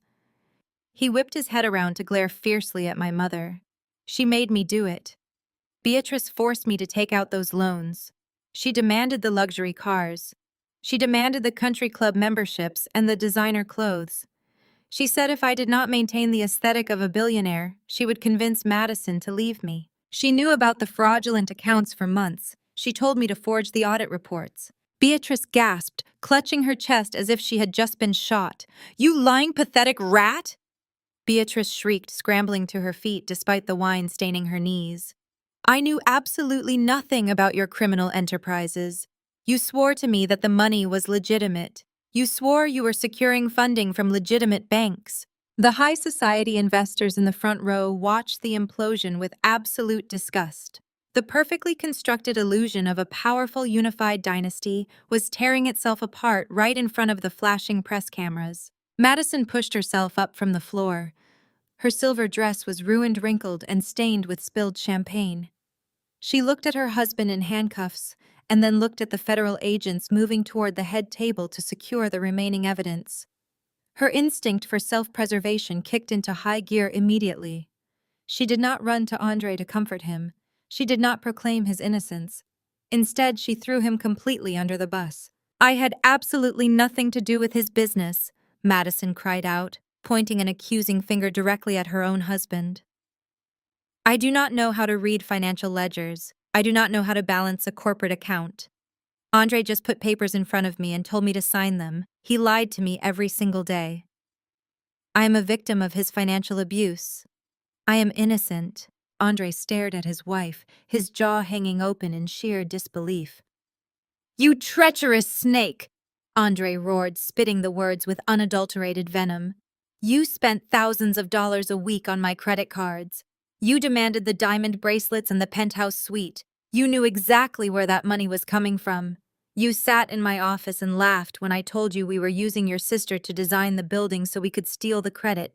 You are just as guilty as I am." The reporters in the back of the room were frantically typing on their devices, capturing every single word of the spectacular domestic betrayal. Camera flashes exploded in rapid succession, illuminating the grotesque reality of their greed. They were turning on each other like starving animals fighting over a scrap of meat, desperate to save themselves from the impending federal prison sentences. Beatrice realized the severe legal implications of Andre's public confession. If the federal agents investigated her financial ties to Apex Development Group, they would immediately uncover the $50 million she stole from my father. They would find the forged medical directives. They would find the corrupt lawyer she hired to hide the true will. She realized she was not just facing bankruptcy and homelessness. She was facing decades behind bars for manslaughter and grand larceny. Panic, raw and absolute, seized my mother entirely. Beatrice turned her back on the stage, abandoned her daughter, and bolted toward the main exit doors. She ran with frantic, uncoordinated steps, shoving past a wealthy city alderman and knocking over a tall floral arrangement. She was desperately trying to escape the ballroom before the federal agents could secure a warrant for her arrest. She did not make it far. The security team employed by Thorne Industries immediately moved to intercept her flight. Two towering security guards stepped directly into her path, crossing their massive arms. Beatrice slammed into them, bouncing off their solid frames. She stumbled backward, letting out a high-pitched shriek of frustration. She frantically tried to dart to the left, heading toward the kitchen service doors, but a federal agent stepped out from behind a velvet curtain, completely blocking her secondary escape route. "You are not going anywhere, ma'am," the agent stated coldly, holding up a hand to keep her contained within the ballroom. We have a lot of questions regarding your sudden acquisition of massive capital 5 years ago, and we strongly suggest you cooperate. Beatrice spun around looking for any possible exit, but she was entirely surrounded. The flashing bulbs of the paparazzi captured her ultimate disgrace. They photographed the great matriarch of the Davies family looking like a cornered, terrified criminal. They captured the wine stains on her ruined luxury gown. They captured the absolute panic distorting her heavily manicured face. I stood on the stage next to Harrison Thorne watching the magnificent collapse of the people who had tortured me for 5 years. I felt a profound, unmatched sense of vindication coursing through my veins. They had operated with absolute impunity for half a decade, believing their wealth and status made them completely untouchable. They had assumed I was too weak and too broken to ever fight back. Now they were publicly humiliated, stripped of every stolen asset, and chained together by the severe legal consequences of their own boundless greed. The federal agents began escorting Andre toward the main exit. He dragged his feet, his head hanging low, completely defeated by the overwhelming reality of his federal indictment. The crowd parted for him, offering no sympathy, only disgusted murmurs and aggressive camera flashes. He was marching directly toward the end of his life as a free man, and his own family had gladly pushed him into the fire. As the heavy oak doors swung shut behind Andre, sealing his fate, the collective gaze of the ballroom shifted entirely back to the front of the room. The blinding flashes of the press cameras pivoted in unison. They locked onto the woman still cornered by the security team near the service exit. Beatrice watched her son-in-law vanish into federal custody, and the last shred of her arrogant delusion finally evaporated. The horrifying reality of her situation crashed down upon her with the weight of a collapsing building. She was not going to wake up from this. This was not a minor public relations scandal she could fix with a generous donation to a charity gala. This was the absolute end of her life as she knew it. The lead federal agent turned his attention away from the main exit and gestured sharply to a female agent standing near the stage. The agent nodded, stepping forward with deliberate, measured strides. She pulled a second pair of heavy steel handcuffs from her tactical belt. The metallic clinking sound cut through the tense, suffocating silence of the ballroom. Beatrice pressed her back flat against the velvet curtains, her eyes darting frantically around the room. She looked at the wealthy socialites she had spent years desperately trying to impress. She silently pleaded for someone to intervene, to vouch for her character, to demand that this outrage be stopped. But her elite country club friends completely averted their eyes. The women who had air-kissed her cheek just an hour ago now took physical steps backward, treating her like a highly contagious disease. They were actively severing their social ties to her in real time, abandoning her to the wolves to protect their own reputations. The female agent reached Beatrice and grasped her wrists with an unyielding professional grip. Beatrice let out a sharp gasp as her arms were forcibly pulled behind her back. The cold steel snapped shut around her wrists, locking her in place. The physical restriction completely shattered the final remnants of her composure. She was no longer a wealthy matriarch holding court at a Michelin star restaurant. She was a criminal in a ruined dress, standing in a pool of spilled wine and shattered crystal. "Wait!" Beatrice gasped, her voice trembling wildly as the agent began to read her Miranda rights. "Please wait. You do not understand. I need to speak to my daughter. I just need to speak to my daughter." Before the agent could pull her toward the exit, Beatrice threw her entire body weight forward. She violently wrenched herself out of the agent's initial grip, stumbling clumsily over the hem of her $15,000 gown. She crashed hard onto the floor right at the base of the stage, ignoring the sharp shards of broken crystal that sliced directly into her bare knees. She did not care about the pain. She did not care about her ruined dress or her completely destroyed dignity. She craned her neck upward, looking directly at me, where I stood on the elevated platform. Tears poured down her face, ruining her expensive makeup and leaving dark, messy streaks across her cheeks.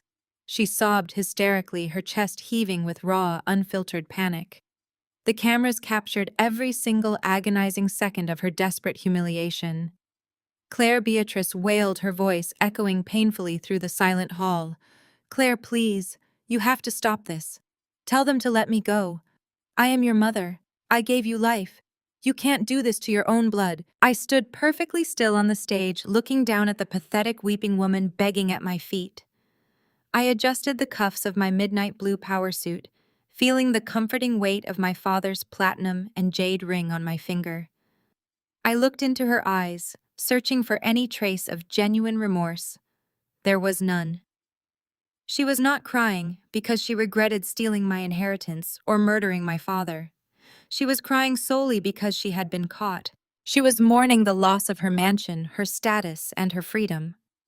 She was trying to use the biological fact of my birth as a weapon to save herself from federal prison. "Please, darling," Beatrice begged, her voice pitching higher in complete desperation as the agents moved in closer to retrieve her. "I did everything for this family. I tried to give you a good life. I housed you. I fed you. We are family. You cannot just stand there and watch them take your mother away in handcuffs. I am begging you, Claire. Show some mercy. We can fix this. I will give everything back to you. Just call them off." The entire ballroom held its breath, waiting to see if the powerful new majority shareholder of Thorne Industries would show mercy to the woman who gave birth to her.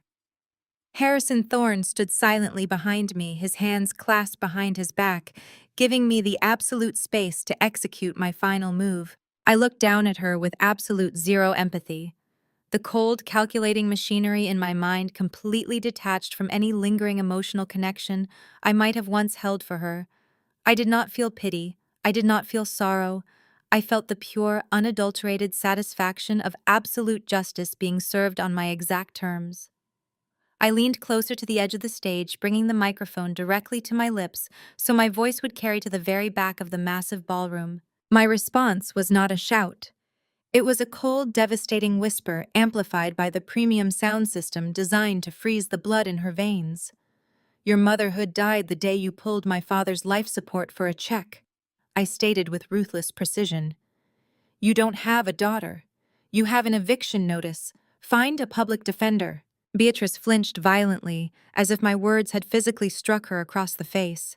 Her hysterical sobbing caught in her throat, leaving her gasping for air.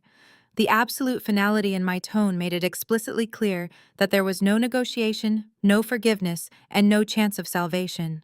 Beatrice let out a guttural, agonizing scream of pure defeat. The sound was deeply unsettling, the noise of a person realizing their entire life was permanently over. The female agent stepped forward, firmly gripping Beatrice by the upper arms and hauling her forcefully to her feet. The officers did not give her another chance to speak. They dragged her backward away from the stage, her high heels sliding clumsily across the polished hardwood floor. She continued to sob and wail, thrashing weakly against their iron grip, but it was completely useless. I stood tall and unwavering, watching them march her out of the grand double doors of the ballroom. The flashing cameras followed her every step, ensuring her spectacular downfall would dominate the front page of every major newspaper in the country by morning. Madison remained collapsed on the floor nearby, completely isolated, weeping into her hands as she watched her mother and her husband get dragged away to federal holding cells.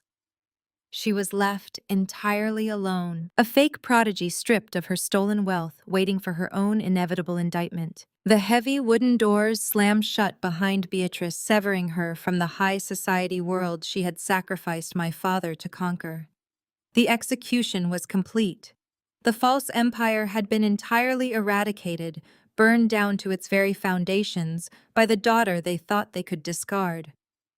I slowly lowered the microphone, the metallic coolness grounding me in the present moment as I prepared to step out of their toxic shadow and claim the legacy that had always been rightfully mine. The following morning, the city of Chicago woke up to an absolute media earthquake. The spectacular implosion at the Grand Continental Hotel dominated every single news channel, financial blog, and newspaper front page across the country. My public execution of their false empire was broadcast wall to wall.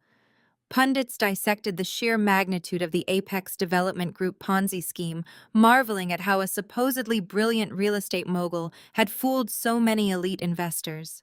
The footage of my mother being dragged out in ruined couture and shattered crystal played on a continuous, humiliating loop. It was a complete public obliteration of the highest order. Within 48 hours, the legal consequences slammed into them with the force of a runaway freight train. Andre appeared in federal court for his arraignment. The arrogant, swaggering developer who had mocked my thrift store clothes and ordered me into a supply closet was completely unrecognizable. He stood before the federal judge wearing a standard-issue orange jumpsuit, his wrists and ankles secured with heavy steel chains. His high-priced defense attorneys tried to argue for bail, claiming he was a respected member of the community. The federal prosecutor immediately shut that down. The prosecutor presented the severe flight risk, citing the offshore shell accounts in the Cayman Islands that my audit had exposed. The judge took one look at the staggering negative balances and the severity of the wire fraud charges and slammed the wooden gavel down. Bail was unequivocally denied. Andre was remanded back to his concrete cell, facing a mandatory minimum of 20 years in a maximum security federal penitentiary. He would spend the next 2 decades trapped in a box stripped of every luxury he had stolen. While Andre sat rotting behind bars, the harsh reality of my hostile takeover hit Beatrice and Madison. The eviction process for the Oak Park mansion was executed with ruthless surgical efficiency. Because my trust fund had purchased the predatory debt Beatrice used to keep Andre afloat, I was legally authorized to take immediate possession of the property. I hired an elite private security firm to oversee their departure. They were given exactly 2 hours to gather their personal belongings. Madison cried hysterically as the stoic security contractors watched her pack. She was forced to leave behind the diamond tennis bracelets, the designer handbags, and the expensive electronics. All of those items were classified as assets purchased with stolen money and were legally seized by the federal government for restitution. Beatrice paced the grand foyer of the mansion she had stolen from my father, clutching a cheap plastic trash bag filled with basic clothing. She tried to order the security guards around, clinging to the pathetic delusion that she still held some sort of authority. The guards simply ignored her, holding the heavy mahogany front doors wide open and pointing silently toward the street. With no luxury cars, no chauffeur, and zero access to their frozen bank accounts, Beatrice and Madison were forced to call a cheap taxi. They dragged their plastic trash bags down the long paved driveway, completely stripped of their wealth and their dignity. They ended up renting a dingy, bug-infested motel room on the bleak outskirts of the city using the last few crumpled dollar bills Madison found in her coat pocket. The cramped motel room smelled of stale smoke and damp carpet. It was a brutal, poetic downgrade from the Michelin star restaurants and luxury penthouses they had enjoyed just a week prior. But the universe was not finished collecting its debts. On their second morning in that miserable motel, federal agents arrived at their peeling wooden door. The agents did not come to ask polite questions. They came bearing formal indictments. Beatrice and Madison were officially charged with conspiracy to commit wire fraud, grand larceny, and document forgery. The forensic trail tracing my father's stolen $50 million trust was absolute and undeniable. They were handed their thick court summons and informed that their passports had been permanently revoked. They were facing years in federal prison, and they had absolutely no money left to hire a decent defense attorney. Desperation finally broke through Beatrice's thick skull.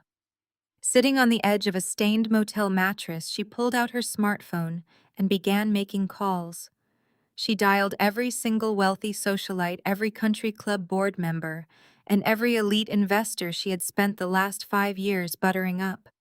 She expected her high society network to rally around her, to offer her loans or a place to stay while the dust settled.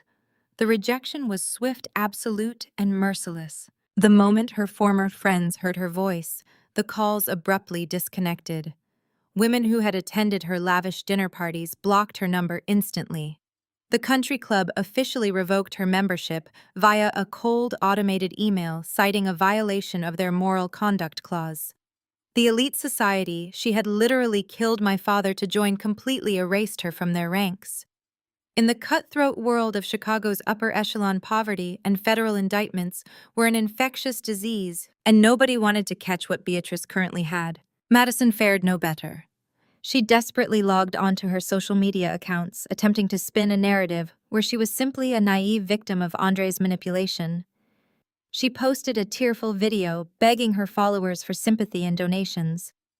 The internet responded with savage, unfiltered brutality. Comment sections flooded with mockery. People dissected the videos of her claiming to be an architectural genius, laughing at her exposed ignorance. Former classmates and acquaintances posted stories detailing her lifelong arrogance and cruelty. She deleted her accounts entirely within 3 hours, utterly destroyed by the crushing weight of public humiliation. They were completely isolated. They had no money, no friends, no home, and no future. The toxic, fraudulent empire they had built on my father's bones was completely gone, and they were left sitting in the suffocating ashes. Every single choice they had made out of greed and vanity had rebounded to destroy them. The karma they had accrued over a lifetime of cruelty had finally come to collect, leaving them with absolutely nothing but the impending dread of a federal courtroom and a miserable, lonely existence. While my mother and sister sat trapped in a filthy motel room awaiting their criminal trials, I stood 60 stories above the bustling streets of downtown Chicago. The floor-to-ceiling glass windows of my new penthouse office at Thorne Industries offered an absolute, unobstructed view of the city skyline. The morning sun reflected off the towering steel structures, casting a brilliant golden light across the polished marble floors of my sanctuary. I pressed my palm against the cool glass, taking in the magnificent scope of the empire I had finally reclaimed. I was no longer a ghost haunting a windowless supply closet. I was the majority shareholder of a multi-billion-dollar corporation. I had taken back everything that belonged to my father, and in the process I had resurrected my own stolen future. But claiming my rightful inheritance was only the first step of my total victory.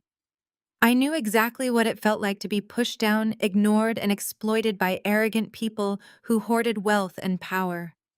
I remembered the agonizing nights I spent drafting brilliant blueprints only to be forced to sign my intellectual property away under the threat of starvation.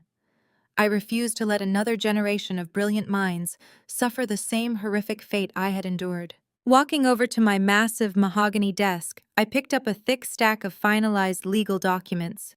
Using a significant portion of my recovered $50 million cash trust, I officially established the William Davies Architectural Foundation. It was a massive, fully funded organization strictly dedicated to protecting young, exploited architects and designers. I structured the foundation to provide aggressive legal representation, massive financial grants, and direct industry exposure to raw talent who lacked high society pedigrees. If a greedy developer ever tried to force a young visionary to sign a predatory non-disclosure agreement and steal their work, my foundation would deploy a team of elite corporate lawyers to crush that developer instantly. I was building an impenetrable fortress for the underdogs, ensuring that raw grit and actual talent would always triumph over fake inherited privilege. My father had been a silent genius forced into the shadows by a greedy wife. I was making sure no one else would ever be silenced again. A soft knock on the heavy frosted glass doors pulled me from my racing thoughts. The doors parted smoothly and Harrison Thorne stepped into the penthouse office. The billionaire moved with his usual commanding presence, but his stern features softened into a look of absolute profound respect as he approached my desk. He did not treat me like a subordinate or a rescued victim. He treated me like a sovereign equal. Harrison carried a massive worn leather portfolio under his right arm. It looked ancient, its edges scuffed by decades of careful handling. He placed the heavy leather case gently onto the center of my desk. The sound echoed heavily in the quiet, cavernous space. "I wanted you to be the first to see the final drafts," Harrison said, his deep voice resonating with an undeniable current of pride. "We pushed the approval through the city planning committee this morning. The zoning board cleared every single hurdle. We break ground in exactly 3 weeks, and the press is already clamoring for an exclusive interview with the real visionary behind the project." I reached forward and unclasped the brass buckles of the leather portfolio. I folded back the protective cover, revealing a sprawling, magnificent set of architectural blueprints. It was the $200 million skyscraper. But it was not just the building Andre had tried to steal. It was the original, unadulterated vision my father had dreamed of building 30 years ago, updated and perfected by my own hand during those long, freezing nights in the supply closet. I had merged William Davies's foundational brilliance with my own modern structural innovations. It was a flawless, breathtaking masterpiece of glass steel and gravity-defying angles. I trailed my fingers over the intricate lines of the drawing, feeling a sudden intense surge of emotion welling up in my chest. Then I looked down at the bottom right corner of the blueprint. In the official title block stamped in bold, permanent black ink, it did not say Apex Development Group. It did not say Madison Davies. It read, Lead Architect Claire Davies, Co-founder William Davies. Harrison stood quietly across the desk, watching me absorb the reality of the moment. We are calling it the Davies Tower, Harrison announced, smoothly crossing his arms over his tailored suit. It will be the tallest, most iconic structure in the downtown district, a permanent towering monument to the man who built this empire, and the daughter who fiercely protected it from those who sought to destroy his legacy. I looked down at my right hand. The custom platinum and jade ring felt heavy and perfect on my index finger. The polished green stone caught the ambient light of the penthouse, shimmering with a quiet, enduring strength. I brushed my thumb across the cool metal, tracing the geometric architectural lines my father had carved into the band all those years ago. For my entire life, my mother had manipulated me into believing that blood was an absolute debt. She taught me that family was an inescapable obligation, a heavy chain meant to drag you down and keep you subservient to their endless demands. I had spent 33 years suffocating under the crushing weight of their toxic expectations, desperately trying to earn a love that did not actually exist. But standing in this spectacular office, looking at the billionaire who had moved heaven and earth to help me secure my vengeance and reclaim my stolen life, I finally understood the truth. Family is not determined by shared DNA or a common last name.